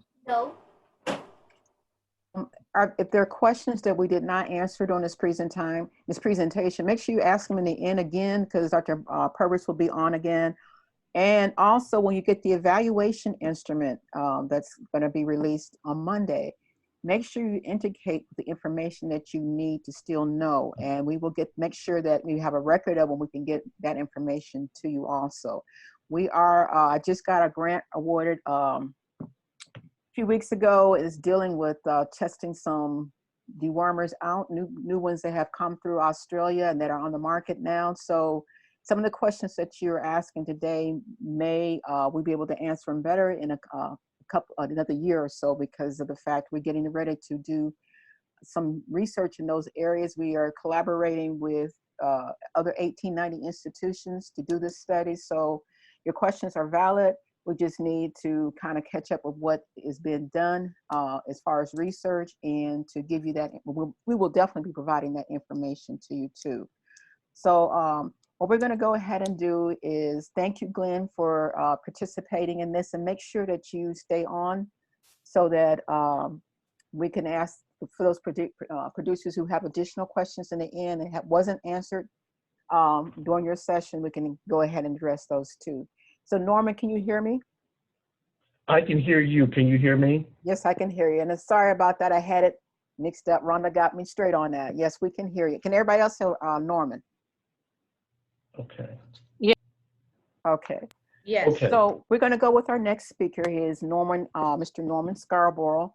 He is a CVT here at, and he received a CVT, which is the Certified Veterinarian Technician certificate, and he is a licensed veterinarian technician, which he received in Virginia. He finished his veterinary technology degree and licensure in 1996, and he have worked in the general practice, specifically specialty practice research and some exotic medication. I'm sorry. He is currently pursuing a Bachelor's of Science of Management degree at the University of Phoenix. It is his pleasure to speak to you today, and he is confident you will find his information presented today very helpful. And thank you, Norman, for joining us. I'll let him go ahead and get started. Okay. Great. Thank you. Thank you, Angela. Hello, everyone. And it's good to be able to speak to you all. I hope you are able to get a lot of information and useful information in what we are doing. So let's go ahead and get started. The microscope. So when we're talking about microscopes, everyone has a reason or a purpose in terms of what it is that they are actually looking for in a scope. So when we start looking at things here, they vary in sizes, power availability, shapes, binocular versus ocular versus teaching scope. And when we talk about the ocularity, if you will, for scopes, we're looking at, you look there at the very top there of your scope, you're going to see the ocular lenses. Some have two, some have one. And then in some situations where you have teaching scopes, I've seen some that have actually 16 ocular lenses in which you can actually look and see great teaching facilities, especially in your research and some of your teaching facilities. So why would you want to use a scope? Well, it depends. Okay, it depends on what your needs are. Are you a person who's into heavy farming? Are you an individual who is going to be teaching at a teaching facility? Are you in a situation where, let's say, if you have children, and back in the day, Toys R Us used to have the microscopes in which little kids could use. They were cute and they were, fun to use, but obviously not one you want to use in a teaching facility. So there are many, many reasons as to what we would want to use a scope for, especially if you are looking at, let's say, for example, fecal sample, like Dr. Purvis was speaking about. If there is a urine sample that you wish to take a look at to check, blood samples, ear slides, et cetera, et cetera, et cetera. These are great things here which you can use, but the scope is a really valuable piece of equipment in terms of what we need and what we use when teaching. And one of the biggest questions I always seem to get, the price range. Well, it depends on the type of scope that you're going to use. And that is something that you would need to shop around, do some legwork, and see in terms of what's going to be best fitted for you in your situation. What we want to talk about today, I just want to introduce you just to some basic parts of the scope, and I don't expect you to obviously memorize all this, but hopefully we can get you at least a little familiar with in terms of what we are doing. Okay, so first of all, the eyepiece. This is what you look through. And there's variation in terms of its magnification based on the mirror that is in the head of the scope. In the head of the scope, we're looking at the little piece there right after the eyepiece is here. And what's going on is that it's going to vary in terms of its availability. Typically they're measured by 100, typically. But again, vary on the scope that you're looking at and what you're looking to purchase. You want to go ahead and follow that through. Okay. All right. Let's go ahead and move on to the next thing here. The stage and specimen holder, probably one of the most important things here in understanding how this works. Very simple, but yet it's very important. This is where your slide is going to go, and whatever sample that you are actually looking at. And so what I've done here is try to take a picture or get a picture of each part that's going to be very important for you to know.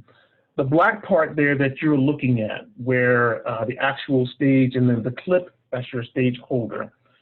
And what's tricky though, what you got to be careful of, when you are maneuvering this stage up and down and you're looking through your ocular lens, you want to be careful because sometimes there's a tendency, especially for new users, as they're maneuvering that stage, sometimes they crack through their specimen. And so you want to be careful, especially as you're moving your stage back and forth and up and down. You see where it says X and Y transitional control knobs. And this allows your slide to go from left to right, right to left. And one of the things that we teach our students, or we try to teach our students to understanding, and when you're looking at a slide, is that there are different patterns you can go. And the reason we talk about patterns is that either going in a horizontal or going in a crisscross vertical type scenario, going up to one end of the slide, coming down to the other. Basically, we're trying to get it so that when you're looking at your slide, you're not overlooking certain parts. Okay, hopefully that comes across very, very clear, but that's something there that you want to be aware of.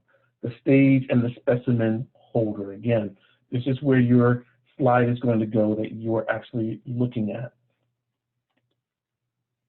Okay, let's go on to this here. This talks about a little bit more in terms of the stage and its purpose in terms of what's going on. The next fun part, the objectives. Okay, the objectives. These work along with your eyepieces in terms of magnifying what you're looking at. The reason we want to magnify things is because basically we want to see much clearer and on a much more magnified level, what is it we're trying to find? What's going on with our animals? What's going on in the specimen that we're looking at to whatever degree that we need to know, okay? These here, they range again in different types, different sizes, depending on the type of microscope that you are actually trying to find, okay? And in terms of its basic cleaning, I'm not going to get into all of that. You're going to need to read the manufacturer's directions in terms of what you need to do in order to keep your microscope clean.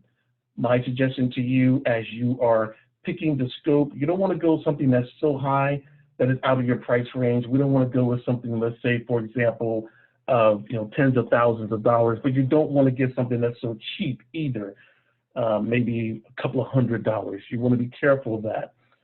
Sometimes you can find a good used microscope for some of these companies, or refurbished microscope, which you can actually use to get your sample, or to pick what you need and what you want. We want to go into the next part here, the arm and the base. Okay, the arm and the base. So one of the things here is carrying the microscope correctly.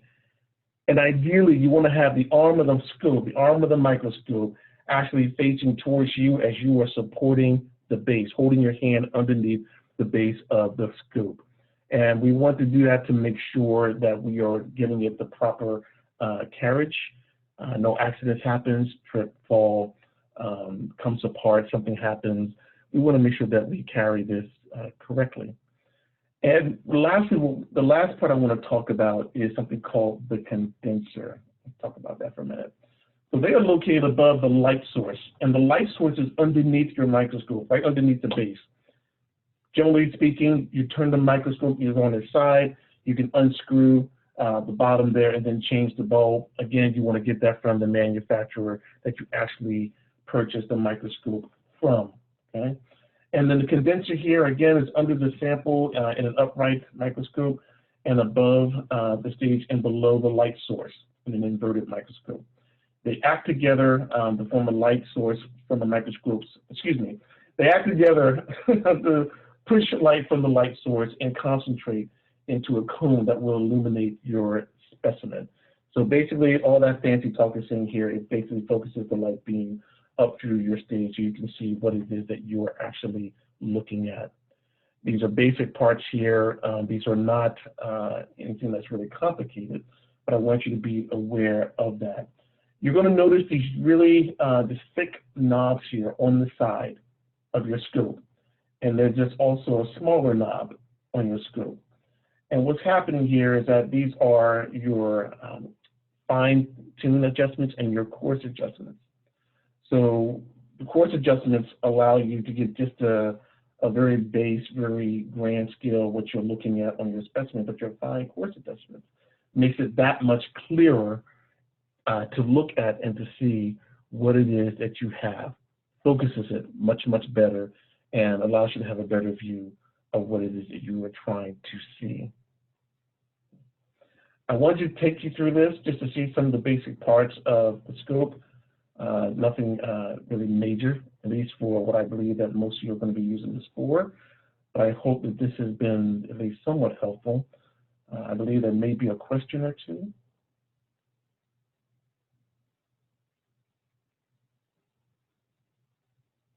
Okay, Norman, I see a question Yes. down here by Tammy Stewart. Is when, Let's go.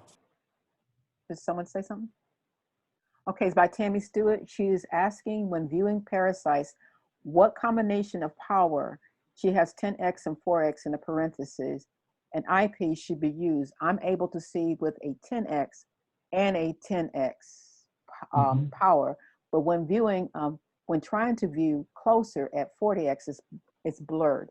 So you have any recommendations? Typically, when you're looking at anything dealing with parasites or any type of sample, we usually start at 10x.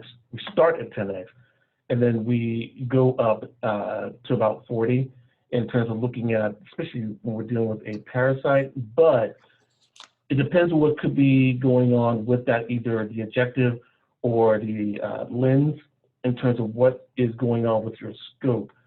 Is it dirty? Does it need to be cleaned? It depends on the type of scope that she has, where did she get the scope, and trying to figure out what's happening. Also, is the scope aligned? Is the scope aligned in terms of going through that process and trying to align that? And she will need to check with her manufacturer and see how to align that and to get that correct, to get that into focus.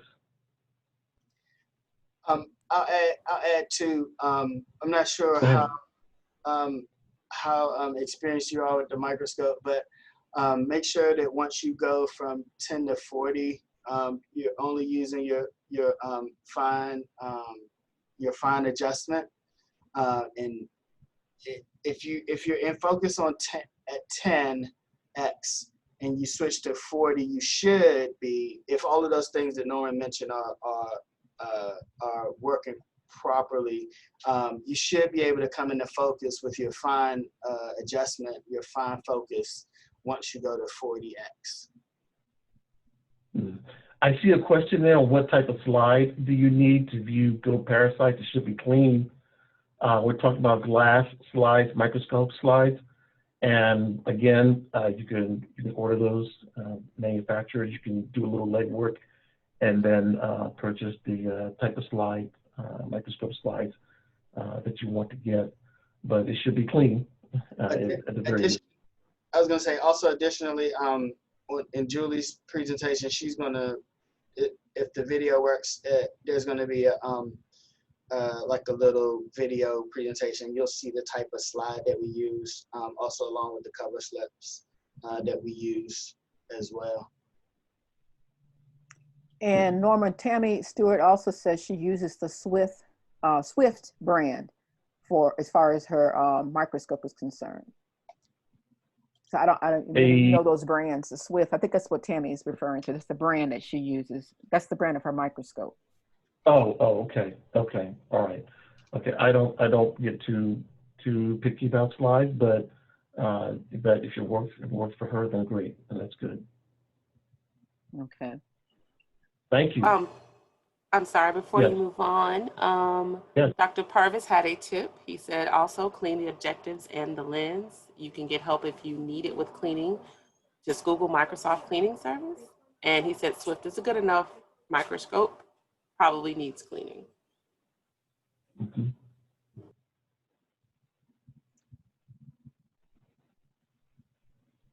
Okay, thank you. Right. Norman, do we have any more questions regarding the microscopes at this time? Read the instructions of where you purchase your scope, everyone. Wherever you purchase or order it from, very important, please.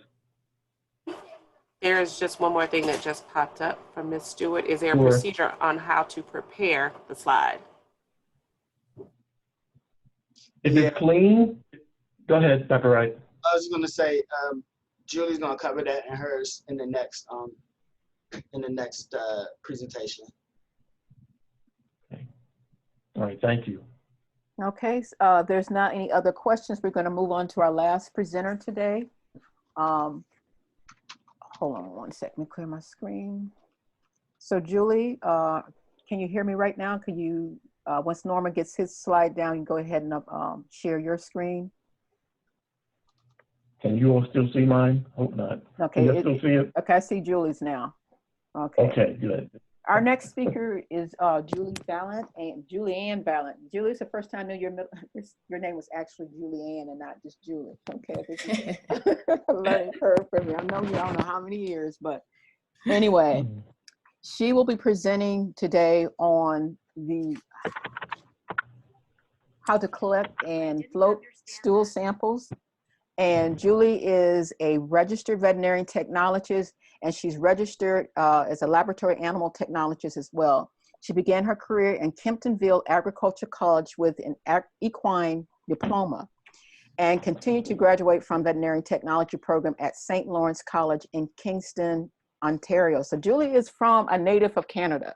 She also completed a bachelor's degree in health from Queen's University. Julianne practiced in a mixed animal practice for 5 years before returning to her alma mater as a professor in veterinary technology in the veterinary technology program. Julianne left the cold Canadian climate in 2013 and is now residing in the sunny Tallahassee, Florida. I don't know if it's sunny most of the time, I think it's rainy most of the time. She is a senior veterinary technologist at Florida A&M University in the veterinary technology program. So thank you, Julie. Can you, I'll turn it over to you now. All right, well, hello everybody, and thank you for sticking with us this afternoon. I have just a short little video or demonstration, so we'll help you to perform a fecal flotation to look for all those lovely parasites that the doctors were talking about and that we all struggle with our goats. To start off, there are several different ways to look at parasites. We just chose the most straightforward one that you'd be able to do at home, and with a little bit of practice get really good at it. There are different ones, master egg counts, that you can be sent out. This one's not going to actually tell you how many parasite eggs you have. It's just going to tell you if you have some. So if you are following your herd and you need to know if the egg counts are decreasing or increasing, then that's something you would send out to a lab. But this will tell you, yes, I have Homoncus or I have HOTs, and then be able to deal with it from there. So to start out, and I hope this answers the question about slides. So you just need microscope slides, a cover slip. 22 millimeters is kind of the average size that will work. A microscope, like Mr. Norman talked about. I would recommend some gloves just to keep things clean. And all of these things can be bought, believe it or not, but on Amazon. So you can, if you're Amazon Prime user like myself, you can get them quite quickly. The picture of the gloves is just from CVS, so you can pick up sort of just any disposable gloves. You also need fecal containers to make this really simple. They're often called fecalizers. And again, all of this stuff is available on Amazon. We just took a little picture of the ones we have here. And then you also need fecal solutions. So two common ones are called sodium nitrate, which has a trade name of Fecasol, which you do not have to buy Fecasol. It just happens to be what we have at the farm. Or there's sugar solutions, and the most common one is called a Sheether's sugar solution. We have them in big jugs, but Amazon has them in smaller quantities. Why we have these solutions, or why we call it a fecal float, is because what the idea of the whole thing is to add a solution to your fecal sample, and then the eggs within that fecal sample will float through that solution to the top and stick on your cover slip. You're going to take that cover slip off and then have a look at that under the microscope. So there are different solutions, and they have different specific gravities because different parasites have different weights. So some won't float if they're too heavy, and your solutions have different specific gravities.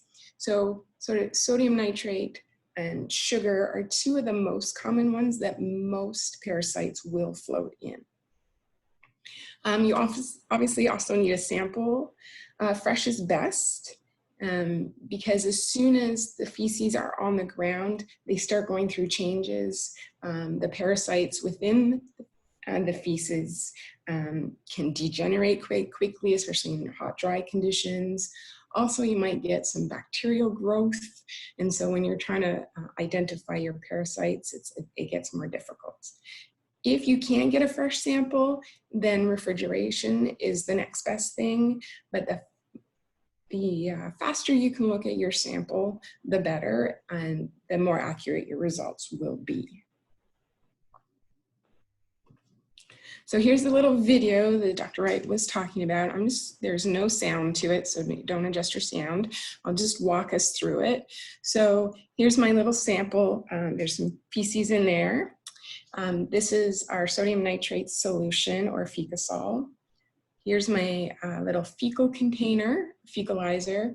Then I have a box of slides. These ones are from Henry Sheen. That's just who our supplier is, but the brand is not important, just a microscope slide. And then we have a box of our cover slips. So the first thing you want to do is you're going to open the fecalizer. You're going to take out the little green insert. And what I'll show you, you're going to, oops, sorry. You're going to take the sample, and it just need to fill in the bottom part of the green. Really, you only need 1 to 2 grams of feces. You don't need a whole lot. So more is not necessarily better in this. If you're thinking of amount, a Hershey's Kiss is about 4 grams, so you need like 1/4 of that size. And other people say maybe 1/4 of a teaspoon size is going to be enough feces to run a fecal float in a fecalizer. So that's probably a little bit too much, but I'm going to shove that in there. You want to also try and get it free as much debris as possible. So if there's leaves or grass or for bedding, you want to try and get it as clean as possible. Then you're going to just replace that back into the fecalizer, and then you're going to fill it up with a little bit of solution. It doesn't matter how much. At this point, you're just maybe halfway. And then this, believe it or not, is one of the most important parts of your fecalizer or setting it up.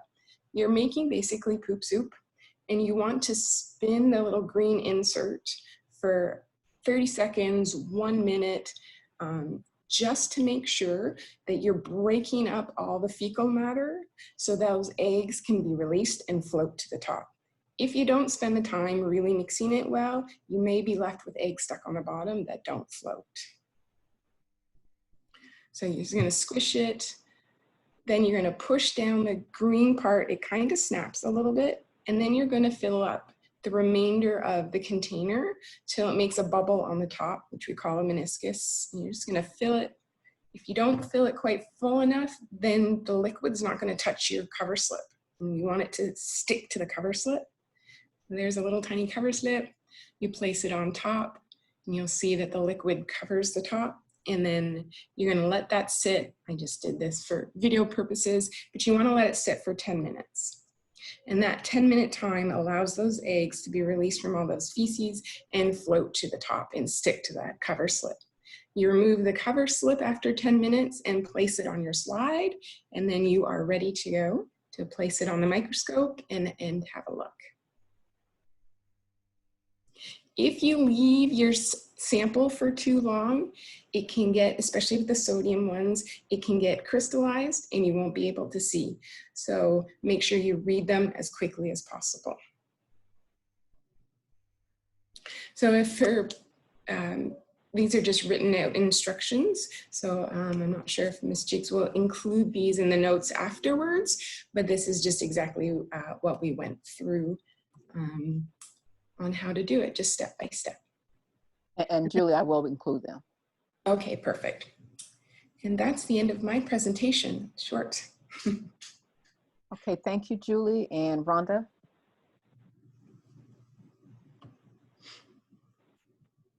Can we have all our before Rhonda, before you start, can we make sure that all our presenters are available after this, Rhonda, so we can answer any additional questions? So please be available. Go ahead, Rhonda.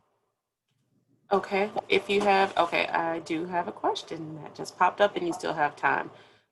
Ms. Stewart, there are no silly questions. Maybe a silly question, but is that container good for goat samples? Absolutely. Any species, it will work for any species. And you need about the same amount, so about 1 gram. 1 to 2 grams will work. Can I add? It's ideal for livestock animals. I was at the shelter and they had a goat one day, and they tried to do a fecal float on a goat with their equipment. They don't have fecalizers. They just kind of do it in a test tube. And what the fecalizer allows to happen, it traps all of the debris in the bottom of the container, which I never thought of. If you don't use the fecal or something like a fecalizer, a lot of that plant debris floats up, and it really messes with you being able to see the eggs. The cute little containers, you can get them on Amazon. They're called fecalizers. I'm not sure if local veterinarians would sell like individual fecalizers, but yeah, you can absolutely find them on Amazon.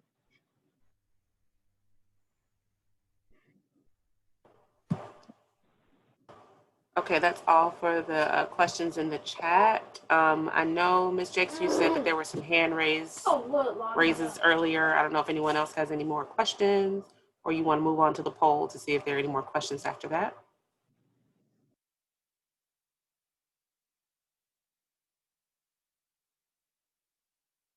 Sorry, Rhonda, I thought I didn't realize my button was on mute, but go ahead and start the poll and then we can come back to those additional questions. Okay, so I'm going to launch the poll. You're going to have 5 questions. Go ahead and you can answer all 5 at the same time. And then our presenter and facilitator will handle your answers for the poll.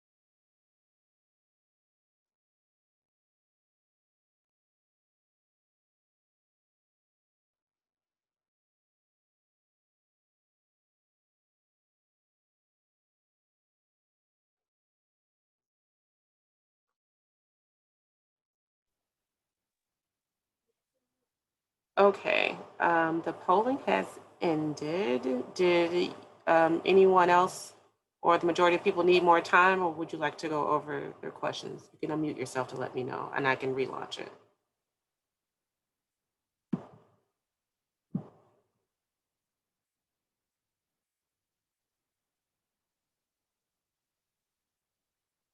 Okay, well, I will share the results, and Ms. Jakes, you will handle the questions. Okay, a parasite is defined. Hold on a second, make sure I'm on. Okay, you can hear me. Okay, a parasite is defined as the following: a beneficial organism that coexists with a host, an organism that lives at the expense of the host, an organism that has to have a host to reproduce, or an organism that lives symbiotically with the host. And the majority of you have said the second answer, an organism that lives at the expense of the host. And Dr. Wright and Dr. Purvis, are we all in agreement with that? So is there anything that you have to add to that? Nope, that's it. Okay. So the second question is to control the spread of protozoa parasites. What is the most important method you should use? Should it be sanitation because of the fecal and oral route, keeping the area moist to eliminate dust and aerosols, spread the manure out into void clumps, or mowing the grass below 2 inches to allow the animal to closely graze? It should be graze at the end of that. But I see the majority says, 93% says sanitation, and I am in agreement too. And Dr. Wright, anything to add to that? No, just to be mindful that coccidia, or which are protozoa, they're a different ball game. It's, things are just kind of different as far as the management of that particular parasite as opposed to the Haemophilus. Okay. I know Julie just mentioned this a few minutes ago. Is a fresh or refrigerated sample preferred for a fecal float? 100% of you said fresh and 0% said refrigerated. Are we all right, Julie? Drum roll. Yes. Okay. Okay. How long does the float need to sit? And I remember hearing this answer too. Is it 1 minute? And no one said, gave that answer. And is it 10 minutes? And I agree with the people who said 10 minutes. And Julie, are we all right? You are all right. Everybody's still listening. That's great. Okay, the deadliest parasite that affects goats sucks blood. I know this is Dr. Purvis's question, and causes severe anemia. Is it the tapeworm? Is it Haemophilus contortus?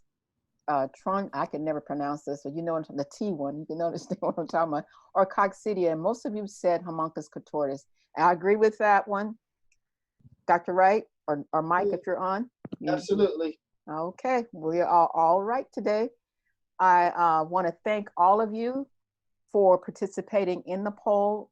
Also, are there any more questions before our speakers leave that you want answered? That Rhonda, have you been monitoring the questions that they can ask at this time? None in the chat, but if anyone else has a question. I'll add just for a couple of the people where I didn't have an answer to their questions. The first one, the safeguard blocks.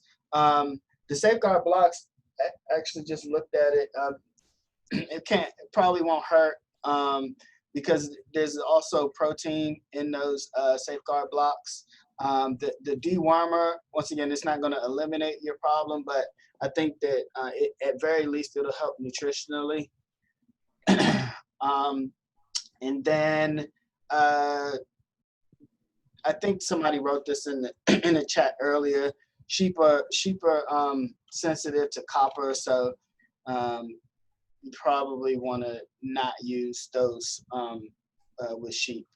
And those were the two that I remember that I didn't quite have an answer for. And I think there might have been a couple other ones, but those are the ones that I was able to remember. Okay. There are some areas that are deficient in copper. And if you, gosh, I've forgotten the name of the Soil Conservation Service is what it used to be called. Now it's called something else. Anyway, they produce a map of your state, and you can Google copper deficiency in state of Georgia or state of Florida, and it'll show you areas where those soils are historically deficient in copper.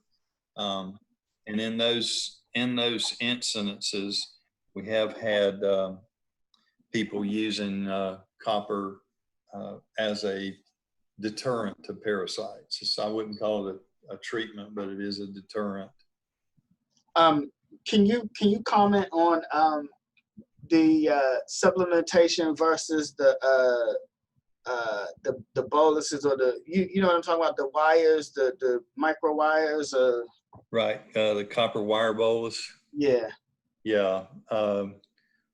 Yeah, the copper wire bolus is the one supposedly that works better for parasites. Mm-hmm. I've forgotten the actual details of when it's recommended to give it, but you don't have to give it to them the bolus kind of sits in the reticulum, which is one of the pouches of the ruminant system, and it suppresses the parasite over time. So you don't have to give it every day. You just give it periodically.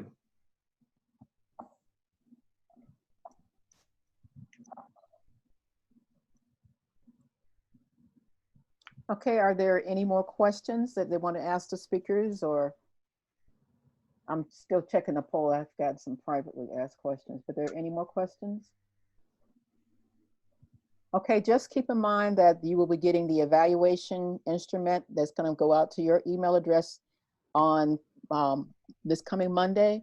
Please answer it, get it back to us by Friday of this coming week, and we'll start releasing the recordings, because that's what I want. We want to know that information, as well as how, what other programs you need, any additional information that you may need that we did not address in this particular training program, but this is our first venue we've had for the small ruminant program since this whole COVID pandemic happened. So we're just trying to, this is new for me, especially because I'm not part of the teaching faculty. So yes, it's taken us a while to get this first program out.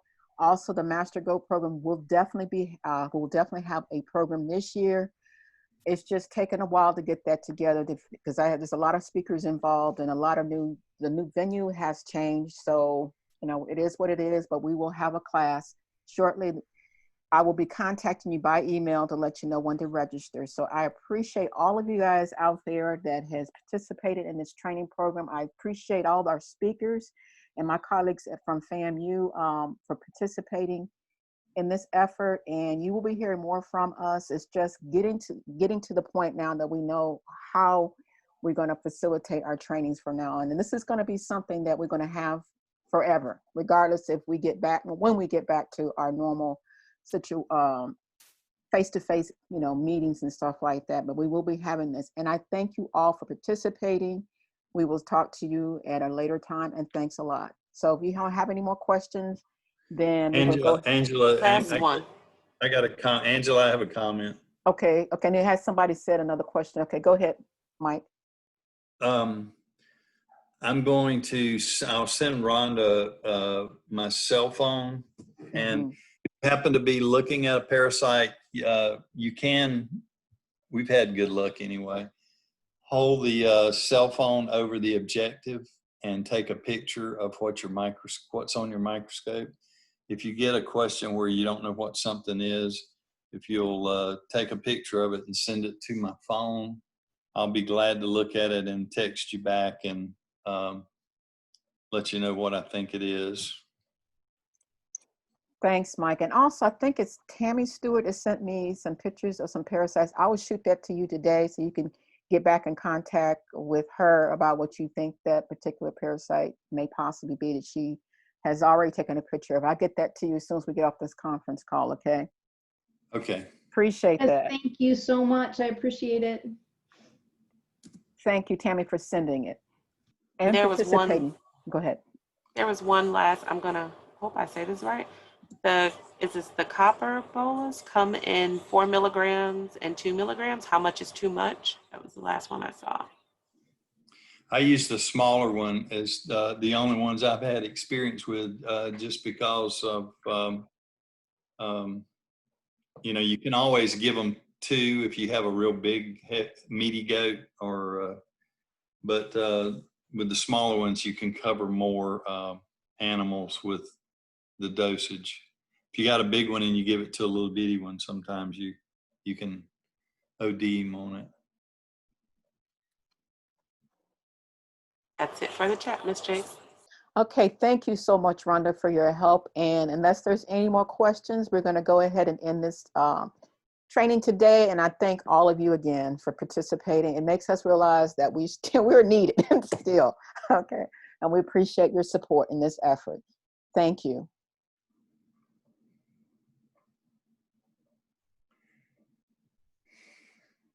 Hey, Rhonda, if you're on, can you stay on to help me with that information I asked you with? Rhonda? Yes, I'm sorry, I was muted. Okay, no problem, no problem. We're good. Y'all good? Thanks, guys. Thank you a million. Thanks a million. No Good problem. job, Angela. Thank you. Hey, you guys, great job. Thank you. This is the first time we've done this in this environment, so we're in our learning curve. We learned quite a bit. At least I did today. Oh, yeah, it's always something. Yes, yes, yes, yes. But we It's are able very to meet the informative. challenge. We are able to meet the challenge. So that's the good thing about it. Thank you, Dr. Purvis, for making me look at worms. I appreciate it. Hey, Norma, I see you're on. You're welcome. Okay. Okay. All We're going to go ahead and end this. Oh, Rhonda, do I need to hold before? Let me go ahead and stop the recording. Yeah, let me go ahead and stop the recording.